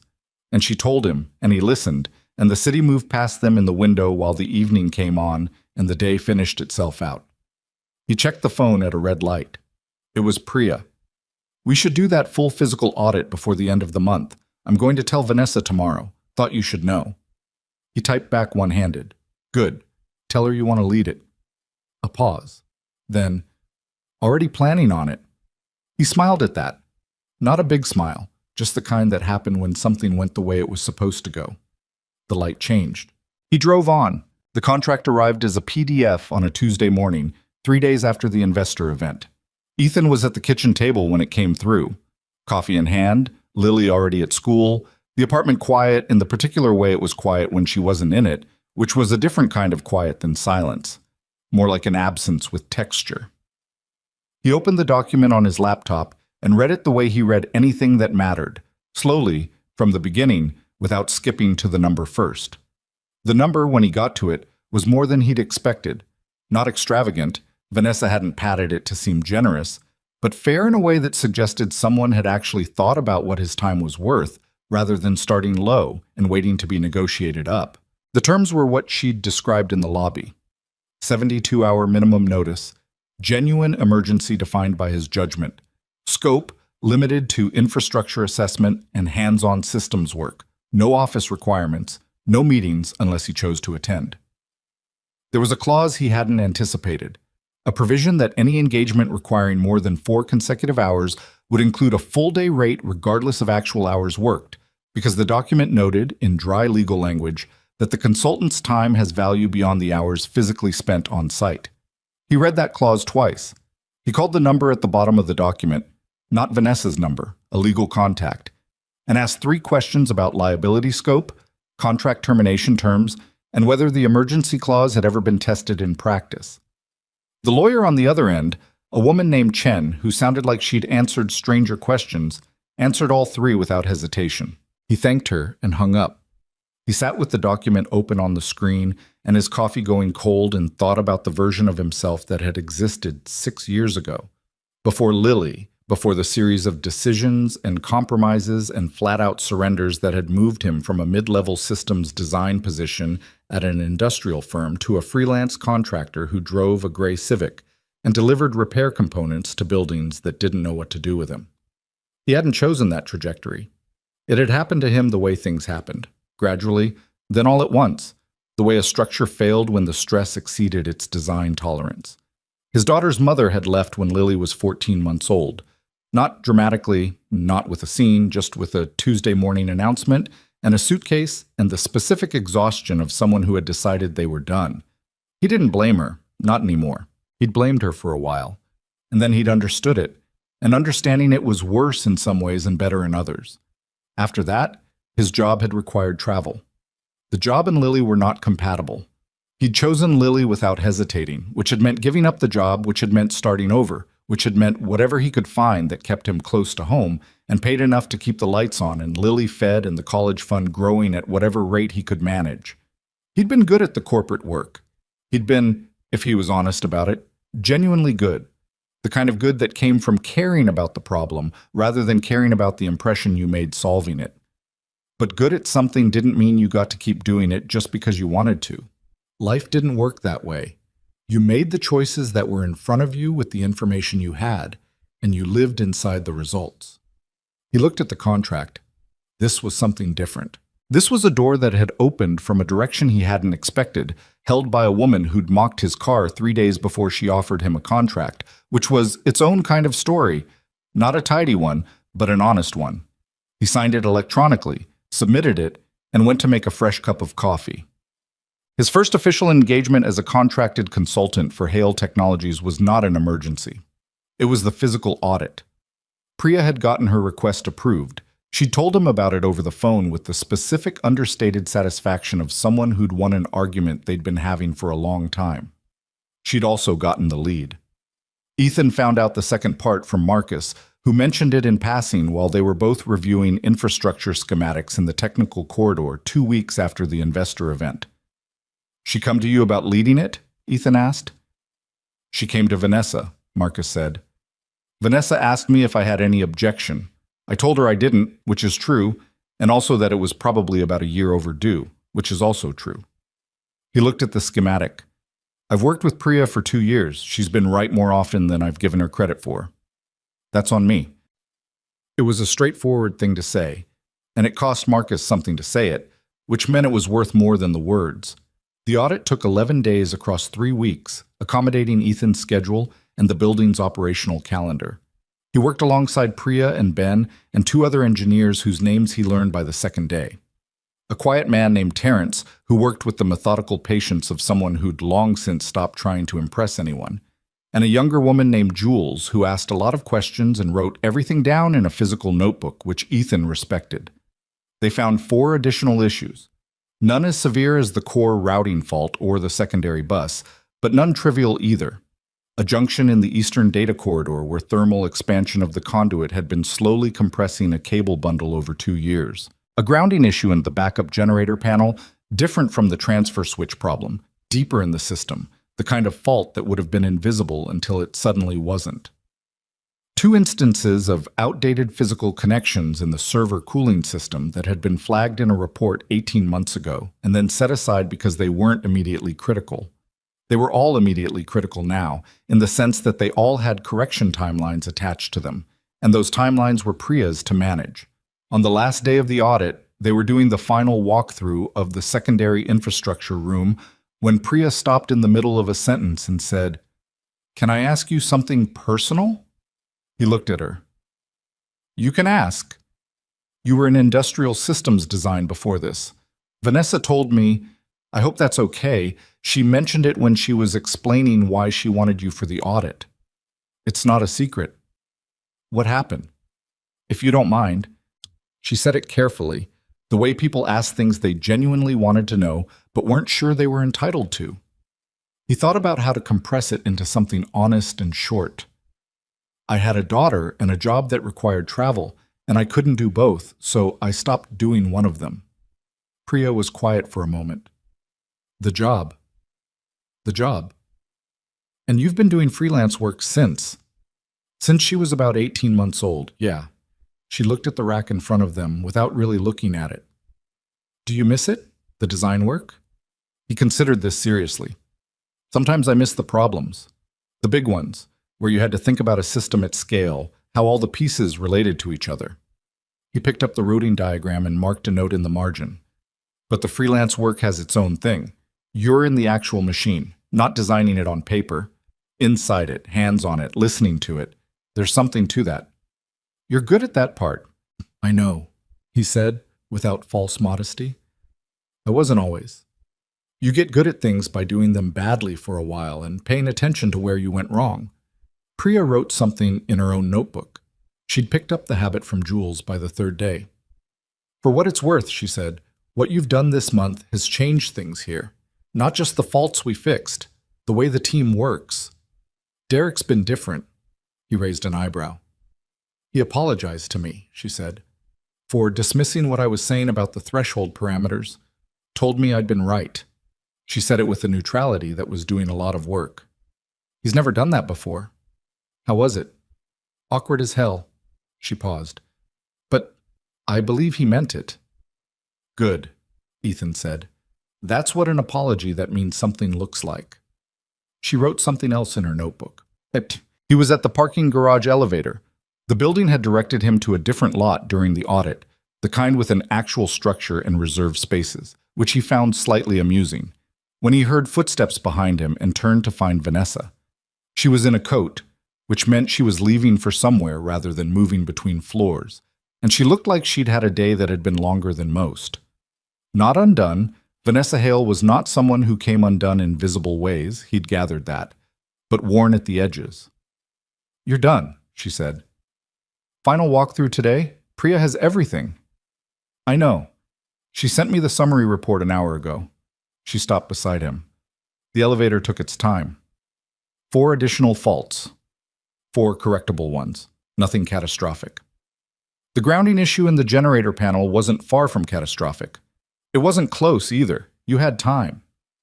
She looked at him sideways. "You do that thing where you make things less alarming than they are." "I make them accurately alarming," he said. "There's a difference." The elevator arrived. They both got in, and for a moment there was the silence of an elevator, which was its own kind of forced intimacy. 2 people in a small space with nowhere to redirect their attention. "Can I ask you something?" Vanessa said. "Priya asked me the same thing today." "Did you answer?" "Yeah." "Then maybe I'll get an answer too." She was looking at the elevator doors. "The morning you came in, Monday, before you said anything about the routing fault, you were in the lobby, waiting, and I walked through and recognized you from the parking lot." "I remember." "I didn't say anything. I just moved on, like it hadn't happened." She paused. "Why did you still help? Not just that day. Why did you come back the next day, and the day after? You had every reason not to." He thought about the honest answer, which was, because the reasons not to were about pride, and pride was a luxury he'd stopped being able to afford when Lily was 14 months old, and he'd had to figure out how to keep both of them alive on a single income and no support structure and a job he was walking away from. What he said was, "Because it wasn't about you." She turned to look at him. The elevator opened on the parking level. "The problem was real," he said, stepping out. "The problem didn't care what you said in the parking lot. And I knew how to fix it." He turned back to face her briefly. "That's it. That's the whole thing." She was standing in the elevator with one hand on the door to keep it open, and she had the expression of someone who'd expected a more complicated answer and wasn't sure whether the simple one was a relief or a disappointment. "That's a hard way to live," she said. "No," he said. "It's actually the easy part." He walked to his car. He heard the elevator close behind him. 3 weeks later, on a Thursday evening, Vanessa called him. Not texted. Called. He was making dinner, Lily at the table doing homework, the apartment warm with the smell of whatever he was improvising from what was left in the refrigerator. "I need to tell you something," she said when he answered. "And I'm telling you because you were involved, and you should know, not because I want anything from you in response." He turned the burner down. "All right. Richard Langford's group committed this morning. The full investment, $142 million. He was quiet for a moment. "Congratulations," he said. They specifically cited operational resilience as a factor in their confidence. Langford told me personally that it was the smoothest investor event he'd attended in years. A pause. "He said it looked like we had everything completely under control." "You did," Ethan said. "By the time the event started, you did. Because of what you found, and fixed, and stayed to watch." He didn't argue with her. She was right, and arguing with right things was a waste of time. "I'm glad it worked out," he said. "That's all? What else would you like me to say?" He heard her exhale, something that might have been a laugh or might have been the specific exhalation of a person who'd been holding tension for weeks and was finally allowed to release it. "Nothing," she said. I wanted to tell you, person to person, not through a report or a contract addendum." "I appreciate it." A brief silence, comfortable in a way that silences between them hadn't been at the beginning. "How's Lily?" Vanessa asked. He looked across the kitchen to the table where Lily was sitting with her math homework, erasing something with the specific intensity of someone who had written the wrong thing and was personally offended by it. "She's currently at war with the long division problem," he said. Vanessa laughed. A real one, unguarded. "Does she win her wars?" "Almost always. The long division is going to have a bad night." "Good." Another pause. "Ethan, thank you for everything this month. The contract covers it." "No," she said. "It doesn't. Not all of it." She said it simply, without drama, the way she'd said things in that lobby on Monday when she'd decided to be direct. Some of what you did this month you did because you're the kind of person who does it. The contract doesn't cover that part. He didn't have a clean answer for that, so he didn't try to manufacture one. Good night, Ms. Hale, he said. Vanessa, she said. I think we're past Ms. Hale. Good night, Vanessa. Good night. He hung up and turned the burner back up and stood at the stove for a moment, looking at nothing in particular. Who was that? Lily asked from the table. A client? What did they want? To say thank you. Lily considered this with the seriousness she brought to things that interested her. Why do people call to say thank you instead of just texting it? Because some things feel more real when you say them out loud. She thought about this. Like how you always say goodnight instead of writing it on a note. He looked at her. 8 years old, sharp as a tack and twice as pointed. Yeah, he said, like that. She went back to the long division. He went back to dinner. But it was Carol who said it, on a Friday afternoon 2 weeks after that, sitting in her kitchen while Lily was out in the backyard examining the drainage situation for the 3rd time that month. Something's different with you, Carol said. She was making tea and not looking at him, which was how she said things she'd been thinking about for a while. Since that building. He was sitting at her kitchen table with his hands around a mug. Different how? Less like you're carrying something that's about to break. She put the kettle down and looked at him. You've been walking around for years like you were one bad week away from something collapsing. You don't look like that right now. He didn't answer immediately because he wasn't sure she was wrong. I got a contract, he said. Real work on my terms. It helps. It's not the money, Carol said, sitting down across from him. I've known you through worse money, and you didn't look like this. It's something else. He thought about the routing rack and the sound it had made, the way Priya had looked when he told her to ask for the audit lead, the elevator and Vanessa's expression when he'd given her the simple answer. I think, he said slowly, that I'd gotten used to being in rooms where I didn't belong. And then I stopped belonging to the kind of room where you could tell. Carol tilted her head. I stopped being in rooms where people could look at me and see my value clearly, he said, or couldn't see it. Either way, I just disappeared into the work, and that was fine. That was what I needed to do. He looked at the mug. But this month, I was in a room where it was visible. What I knew, what I could do. It was just visible, and someone saw it and said so. Someone, Carol said. A few someones. Including one someone who called to say thank you on the phone instead of texting. He looked at her. Lily told you. Lily tells me everything. You know this. Carol wrapped her hands around her own mug. She's not wrong, Ethan. Some things feel more real when you say them out loud. He laughed. Short and genuine. I said that to her. And she repeated it to me. Carol smiled. The child is a recording device with drainage opinions. Outside, through the kitchen window, he could see Lily crouched near the garden bed with a stick, testing something in the soil and muttering to herself. Her backpack was still on, because she'd gone straight to the garden when they'd arrived and hadn't thought to take it off. She was completely absorbed, completely certain, completely herself. He watched her for a while. He had a contract with a company that paid him what he was worth and let him set his own hours. He had a daughter who diagrammed drainage systems and won her territorial disputes with quiet patience and said true things without knowing they were true.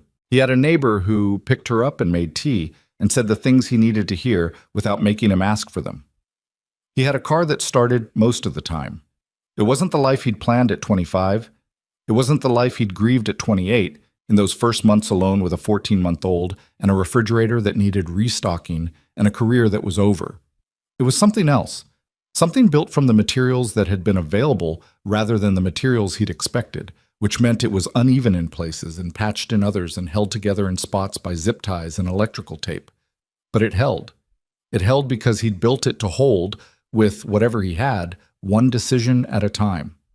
That was enough. More than enough some days. Through the window, Lily stood up from the garden, pulled a notebook from her backpack. She'd started carrying one like Jules, and wrote something down with great conviction. Then she looked up and saw him watching her through the glass, and she held up the notebook so he could see it, though he couldn't read it from here. He gave her a thumbs up anyway.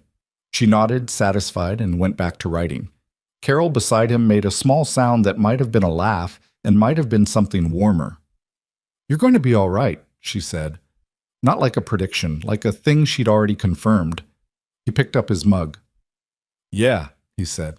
"I know." The offer came on a Wednesday morning in November, 6 weeks after the investor event, on a day when the first real cold of the season had finally settled in and the sky had gone the flat white of a city bracing for winter. Ethan was in the parking garage at Hale Technologies. He'd been called in for a follow-up on the grounding issue in the generator panel, a second-stage correction that Priya had scheduled as part of the audit remediation plan when Vanessa appeared at the elevator. Not by accident. He could tell by the way she was standing that she'd timed it, had come down specifically to intersect with him before he made it to the technical floor. He slowed and waited. She was in her full CEO configuration, the blazer, the composure, the sense of controlled forward motion, but there was something underneath it that was different than the first week he'd known her, something that had been recalibrated, as Priya had once described it, in a direction that suited her better. She looked like herself, but a version that had made room for something new. "I have a proposal," she said. "A real one, not a contract amendment." He shifted the tool bag on his shoulder. "I'm listening." "Walk with me," she said. "It'll take more than a lobby." They walked, not to the technical floor, but to a conference room on the second floor. A smaller one, not the main event space, the kind used for internal meetings rather than presentations. She closed the door and didn't sit, which told him this was something she'd thought about and was going to say directly without settling in. "I want to offer you a full-time senior position," she said.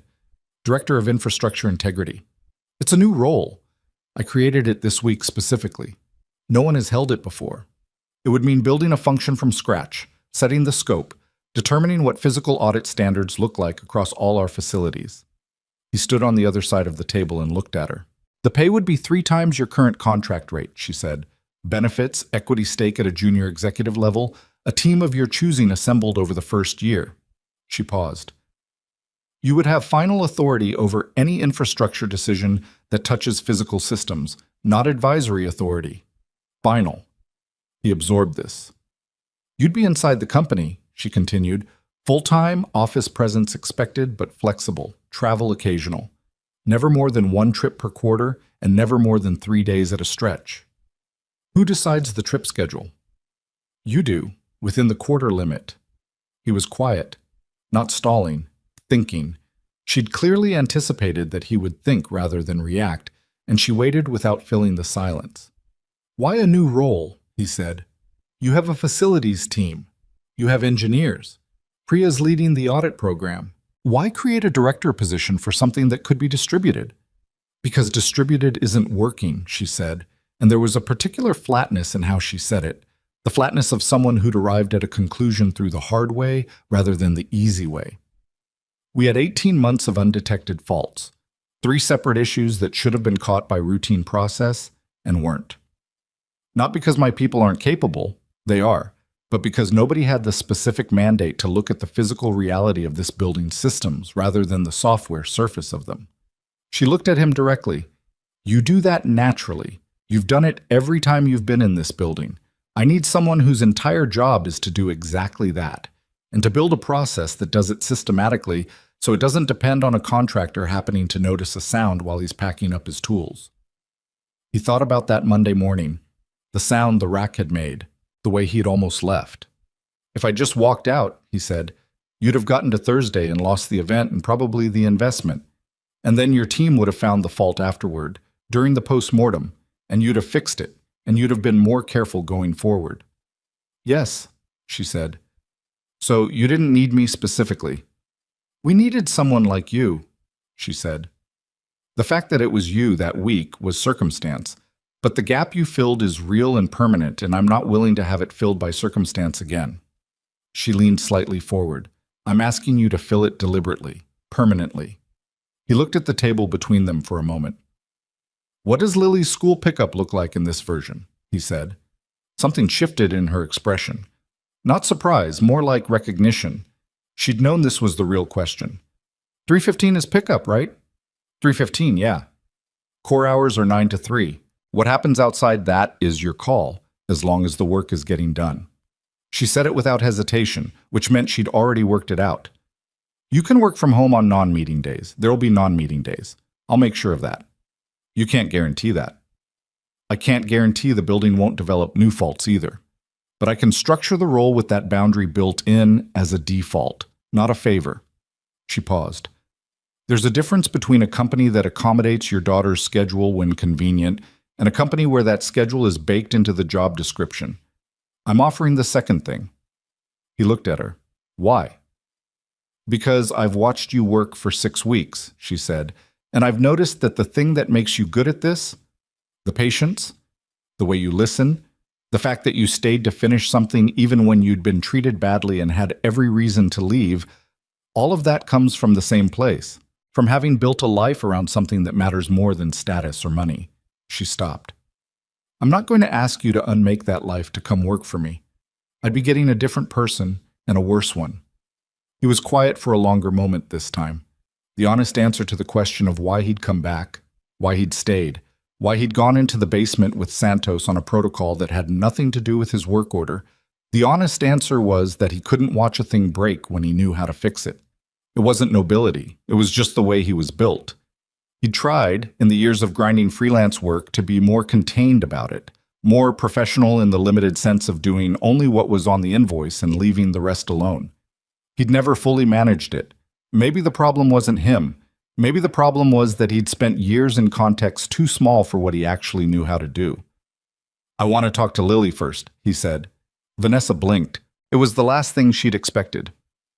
She's 8, he said.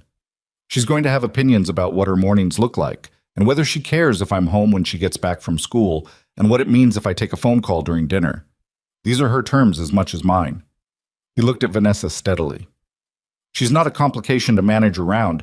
She's part of the negotiation.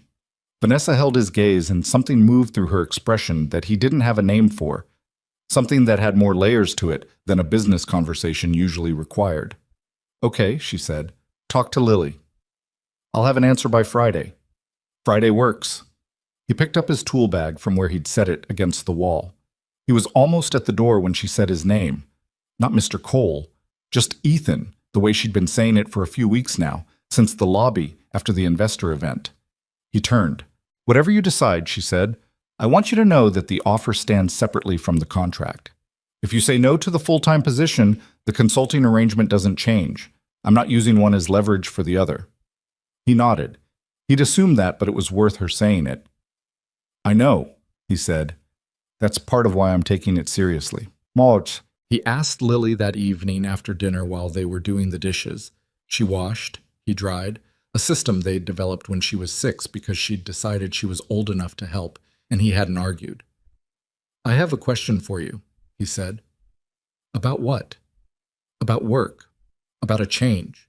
He handed her the next dish to wash. The company I've been doing work for wants me to come work for them full-time, which would mean I have a set schedule instead of different jobs each week. But it also means some things change. She was quiet, processing. She scrubbed the plate. Like what things? Like I'd have to be at the office some mornings before you leave for school. Carol would take you some days. Carol already takes me sometimes. More often than sometimes if I do this. She rinsed the plate and handed it to him. Would you be home when I get back? Most days, yeah. That's part of what I'm trying to make sure of. Most days is not all days. No, he said. Most days isn't all days. She thought about this with the seriousness she brought to things she was genuinely uncertain about. He let her think. He didn't try to sell it to her. She was 8 years old, and she had the right to a straight question asked straight. Would it be better for us? She said. The money part? He looked at the side of her face, the small nose, the focused crease between her eyebrows that she'd had since she was an infant, the way she held her mouth when she was thinking hard. Yeah, he said, it would be a lot better. The college fund. Being able to fix the car properly instead of zip ties. He paused. Not having to worry every month about whether the numbers work. She handed him the next dish. You worry about that? Sometimes. She was quiet again. Then, you should have told me. You're 8. I know things, she said, with the particular dignity of someone who has been underestimated before and found it irritating. I could have eaten lunch at school instead of bringing it. The school lunch isn't that bad. He stopped drying the dish he was holding. Something in his chest did a complicated thing. Lily. I'm just saying, if money is a worry, you should tell me. I can help with worries. He put the dish down and turned to look at her fully. She was looking at the sink, still scrubbing, with the studious expression of someone who had said a real thing and was giving him time to receive it without making it into a bigger moment than it needed to be. Which was, he realized, something she'd learned from watching him. He did that. He said real things and then looked away to give the other person room. She was 8 years old and she was already doing the things he did. He put his hand on the top of her head, briefly, the way he did when words weren't the right tool. I'll tell you more, he said. Deal? She considered. Deal. And you should take the job. If it's better for us, you should take it. She handed him the last dish. I like Carol, and you'll still be home most days. Most days, he said. Most days is pretty good, she said. Some dads aren't home any days. He dried the dish and put it in the cabinet, and they finished the kitchen in a comfortable quiet. And he thought about the specific kind of strength it took to be 8 years old and practical about things that were actually hard. And he thought that wherever she'd gotten it from, it wasn't entirely from him. Maybe it was from the version of him she'd been watching all along, the one who showed up and stayed and fixed the thing that needed fixing because he knew how and because he was there. She'd been watching that version her whole life. Maybe she'd just built herself out of what she'd seen. That thought sat with him for a long time after she was asleep. He called Vanessa on Thursday, a day early. Yes, he said when she answered. A pause. Yes? Yes to the director position. I have conditions beyond what we discussed, and I want them in writing before I sign, but the answer is yes.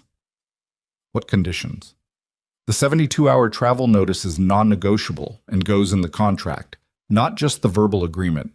School events, her performances, her science fairs, anything she's in, are blocked calendar, and I don't move them for meetings. If there's a genuine emergency where I need to be on site outside of core hours, the company pays for after-school care coordination, not me. He paused. And Priya leads the audit program independently. I'll work alongside her, I'll consult, but she has her own authority. I'm not coming in over her head.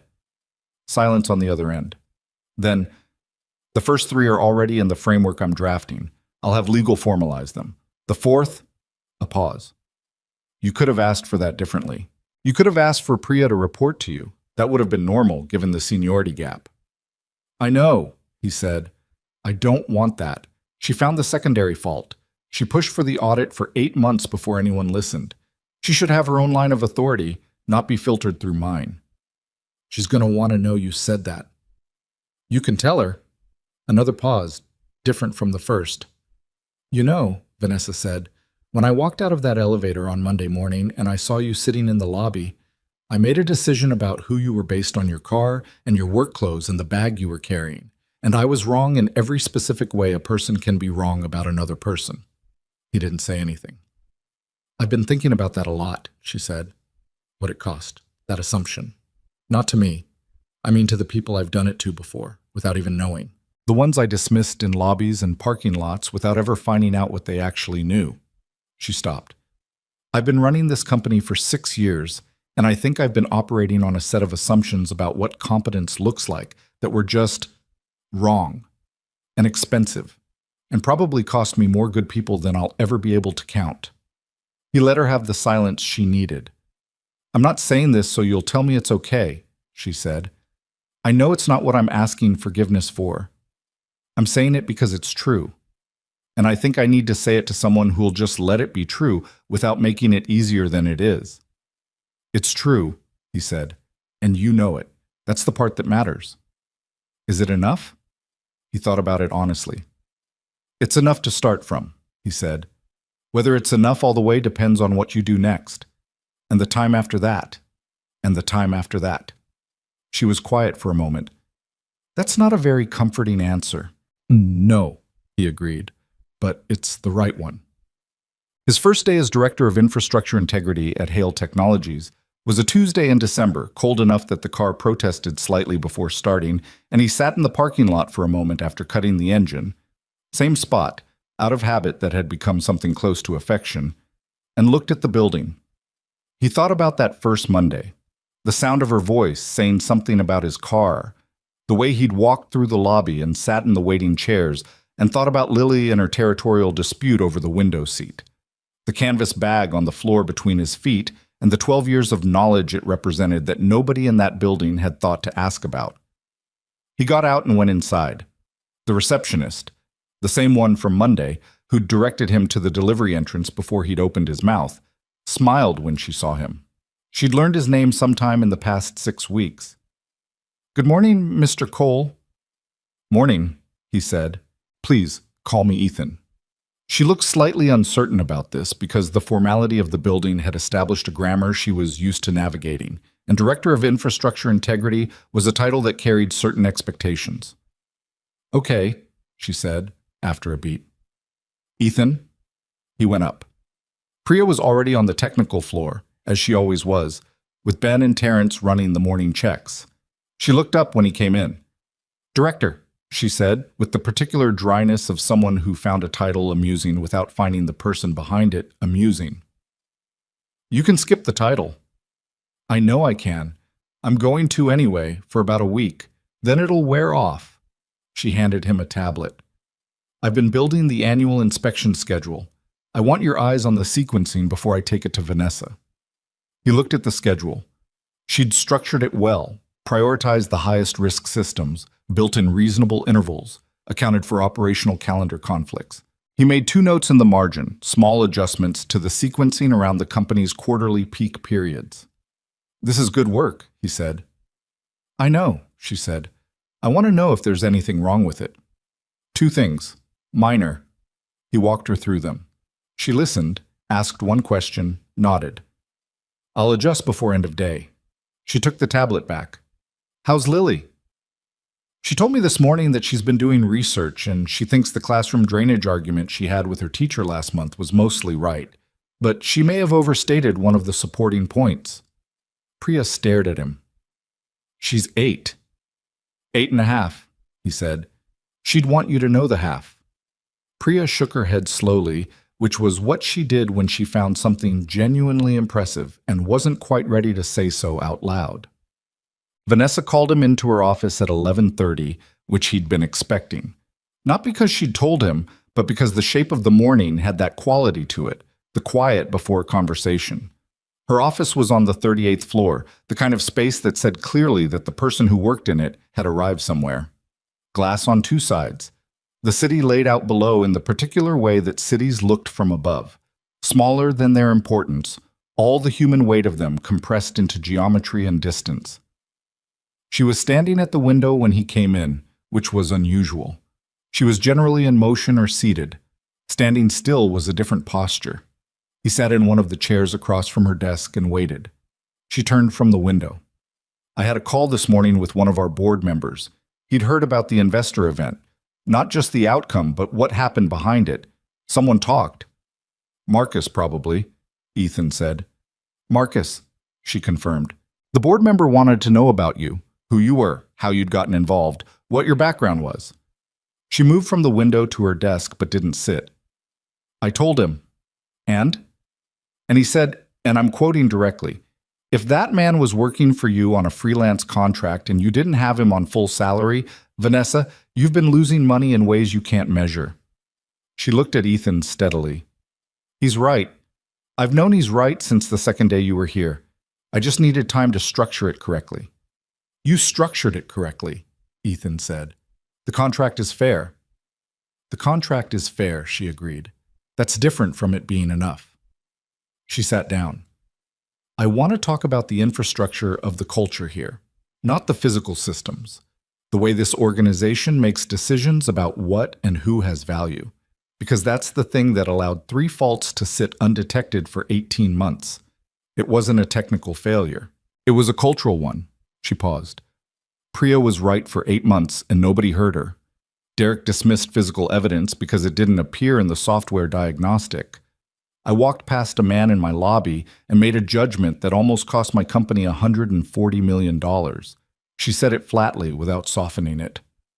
Those three things are the same problem. He looked at her. What do you want to do about it? I want you to tell me what you see, she said. Not in the infrastructure, in the building, in the way people work here, what they notice, what they dismiss. You've been here 6 weeks and you've been watching everything. I want to know what you've observed that I haven't. He considered this carefully because it was a real question and deserved a real answer, and real answers about an organization's culture were the kind of thing that could either be useful or damaging depending on how honestly they were received.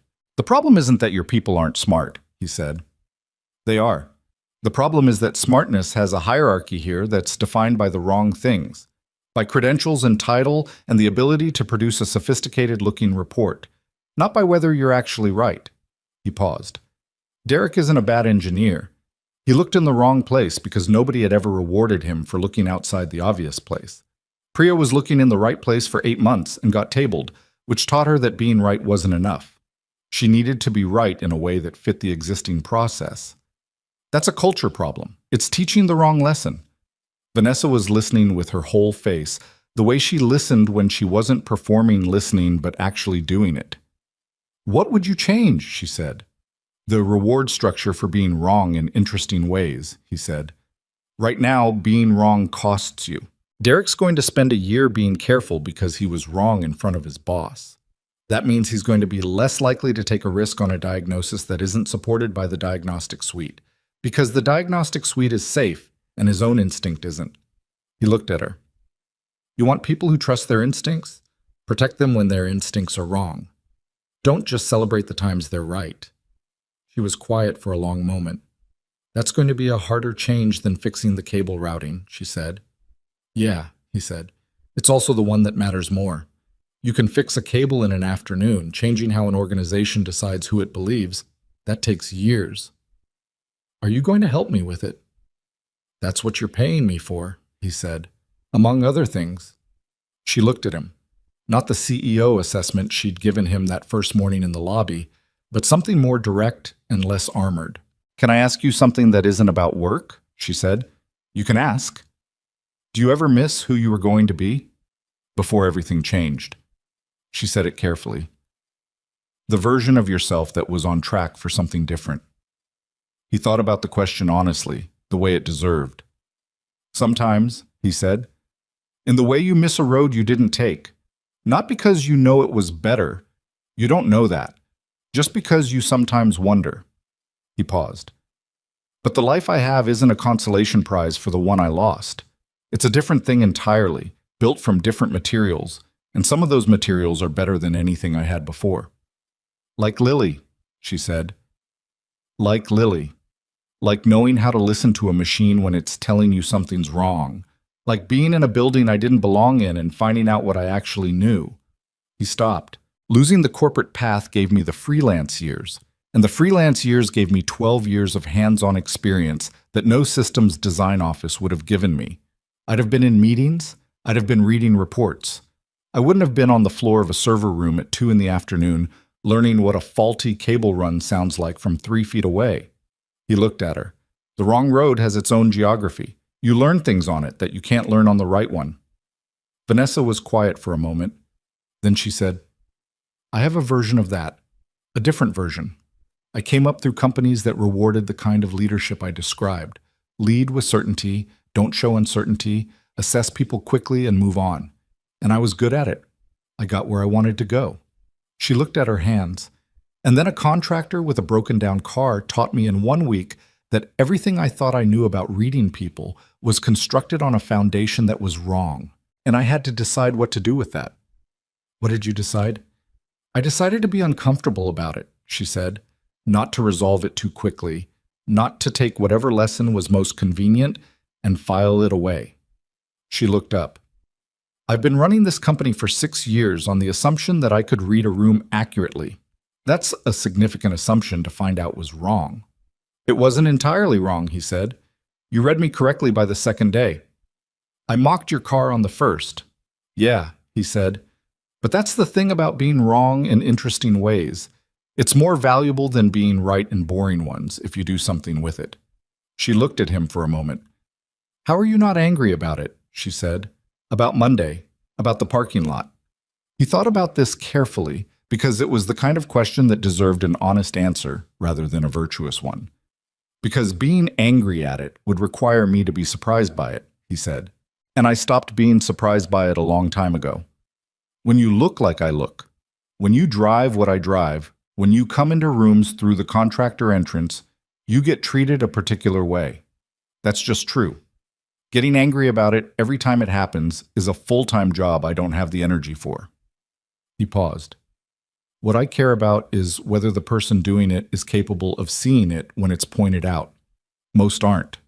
You were. She held his gaze. That's a very low bar. For most people in most situations, yeah, but you're not most people in most situations. He said it plainly, without flattery. You run a company. How you see determines what you build. A low bar in your position has consequences I don't have. So when you clear it, when you actually look, actually recalibrate, that matters more than the same thing happening between two people in a coffee shop. She was quiet for a long time. Outside the 38th floor windows, the city moved. Traffic, a bird crossing the glass in a fast diagonal, a construction crane turning slowly in the middle distance, the world doing its constant, indifferent work. I'm going to get things wrong again, she said. I know that. I'm going to revert to old patterns in situations where I'm under pressure or tired or not paying attention. I'm not going to be a changed person simply because I've had a changed month. I know, he said. How do I... She stopped, tried again. How do you stay honest about it? About your own blind spots? How do you keep from just replacing them with new ones? He thought about Lily at the kitchen table, telling him he should have told her about the money worry, that she could have helped with worries. 8 years old and already pointing out the things he was carrying alone that he didn't need to.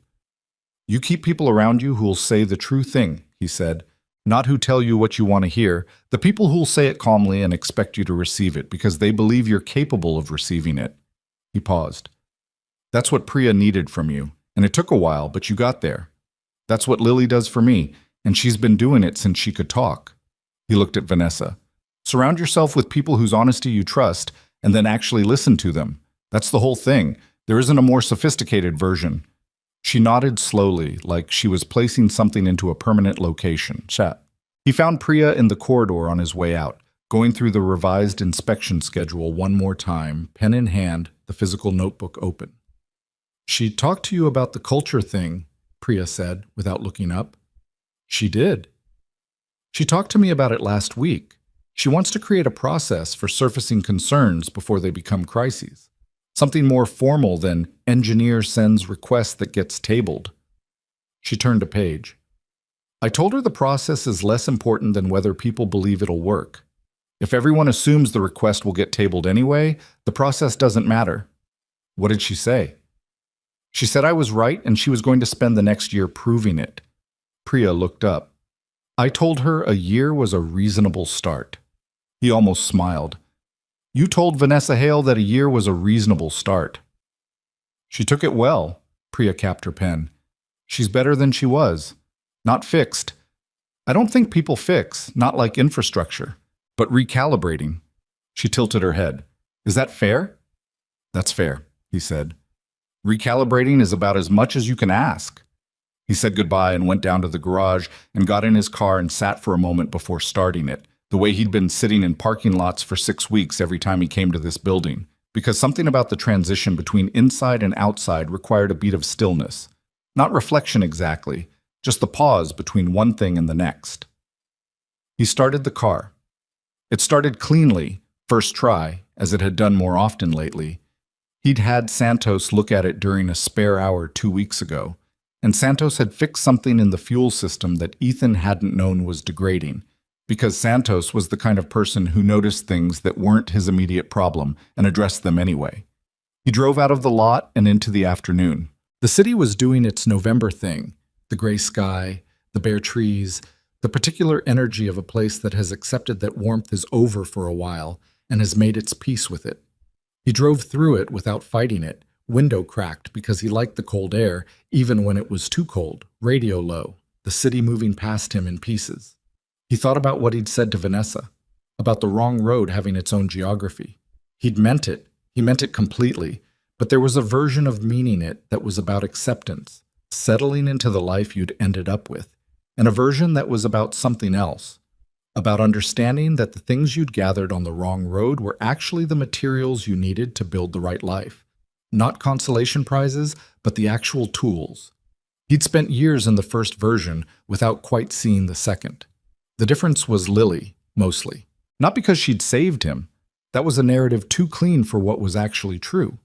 But because from the beginning, from those first terrifying months when she was small enough to fit in one of his hands, and he was running on nothing and making decisions he had no training for, she'd been a standard he had to meet.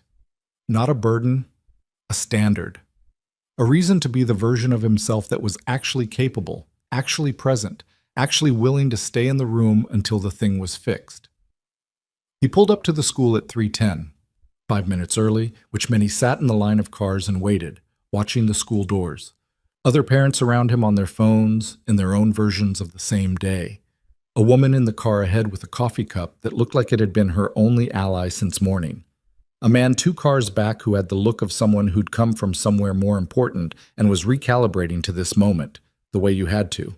At 3:15, the doors opened and the kids came out in the specific rush of children who have been contained for several hours and are now free. He spotted Lily immediately.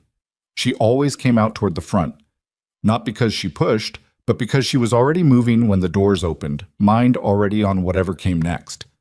Today she had her backpack on properly and her notebook in her hand, open to a page she was looking at while she walked, which was how he knew she'd thought of something important during the afternoon and written it down. She spotted the car, looked up from the notebook, changed direction toward him. She got in. The car smelled like her cold air and the particular warm paper smell of a school day. "How was it?"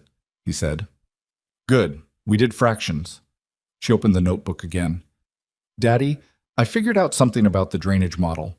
I think the issue Carol's been having is actually upstream of what I identified before. The problem isn't where the water is going. It's where it's starting from." He looked at her. The notebook had a diagram in it, a cross-section of terrain with arrows indicating water movement. She'd drawn it during school, he guessed, during whatever class had been boring enough to allow her mind to wander productively. "Upstream," he said. "The source point is in the wrong location. Carol's been managing the symptom instead of the cause."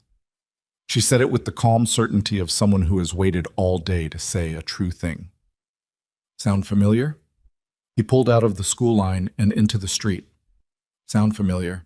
She'd said it without knowing the full weight of what she was saying, without knowing that the entire week that had changed his professional life had been, essentially, the story of a building managing symptoms until someone came in and found the cause. She'd said it because it was the right analogy, because her brain worked in systems and she'd spotted the pattern, because she was 8 years old and she understood, in her bones, that you fix the source, not the consequence. "Yeah," he said, "it does. Can we go tell Carol?" "Let's go tell Carol." He drove them through the November afternoon, his daughter with her notebook, her diagram, her absolute confidence in the correctness of her analysis. And he thought, not for the first time, not for the last, that the best thing he'd ever built wasn't a system or a repair or a process for catching faults before they became crises. It was this. The person in the seat next to him, who had learned from watching him that you listened first, you looked carefully, you stayed until it was done, and you traced the problem to its source before you touched anything. There was a message in that somewhere, not a tidy one. Life didn't produce tidy messages, in his experience, but something true. The things you know don't care what car you drive. They don't care what the lobby thinks of you, or whether your clothes are pressed, or what floor you're authorized to access. They exist in you, built from years of paying attention, from all the floors you've crouched on, and all the machines you've listened to, and all the times you stayed when you could have left. Nobody can mock that out of you. Nobody can park it in the wrong lot. It goes where you go. And sometimes, not always, not as often as it should, but sometimes, the right person sees it, and when they do, The value of it becomes visible to everyone else in the room, not because you changed, because they finally looked. He pulled up in front of Carol's house. Before he'd cut the engine, Lily was already out of the car and heading for the door, notebook in hand, calling Carol's name. He sat for a moment. His car knocked once, settling. He got out and followed his daughter up the walk, and behind him the November city went on doing what cities did, moving and building and breaking and fixing itself over and over with whatever was available, with whatever people were willing to stay and do the work. He rang Carol's bell. Lily was already inside.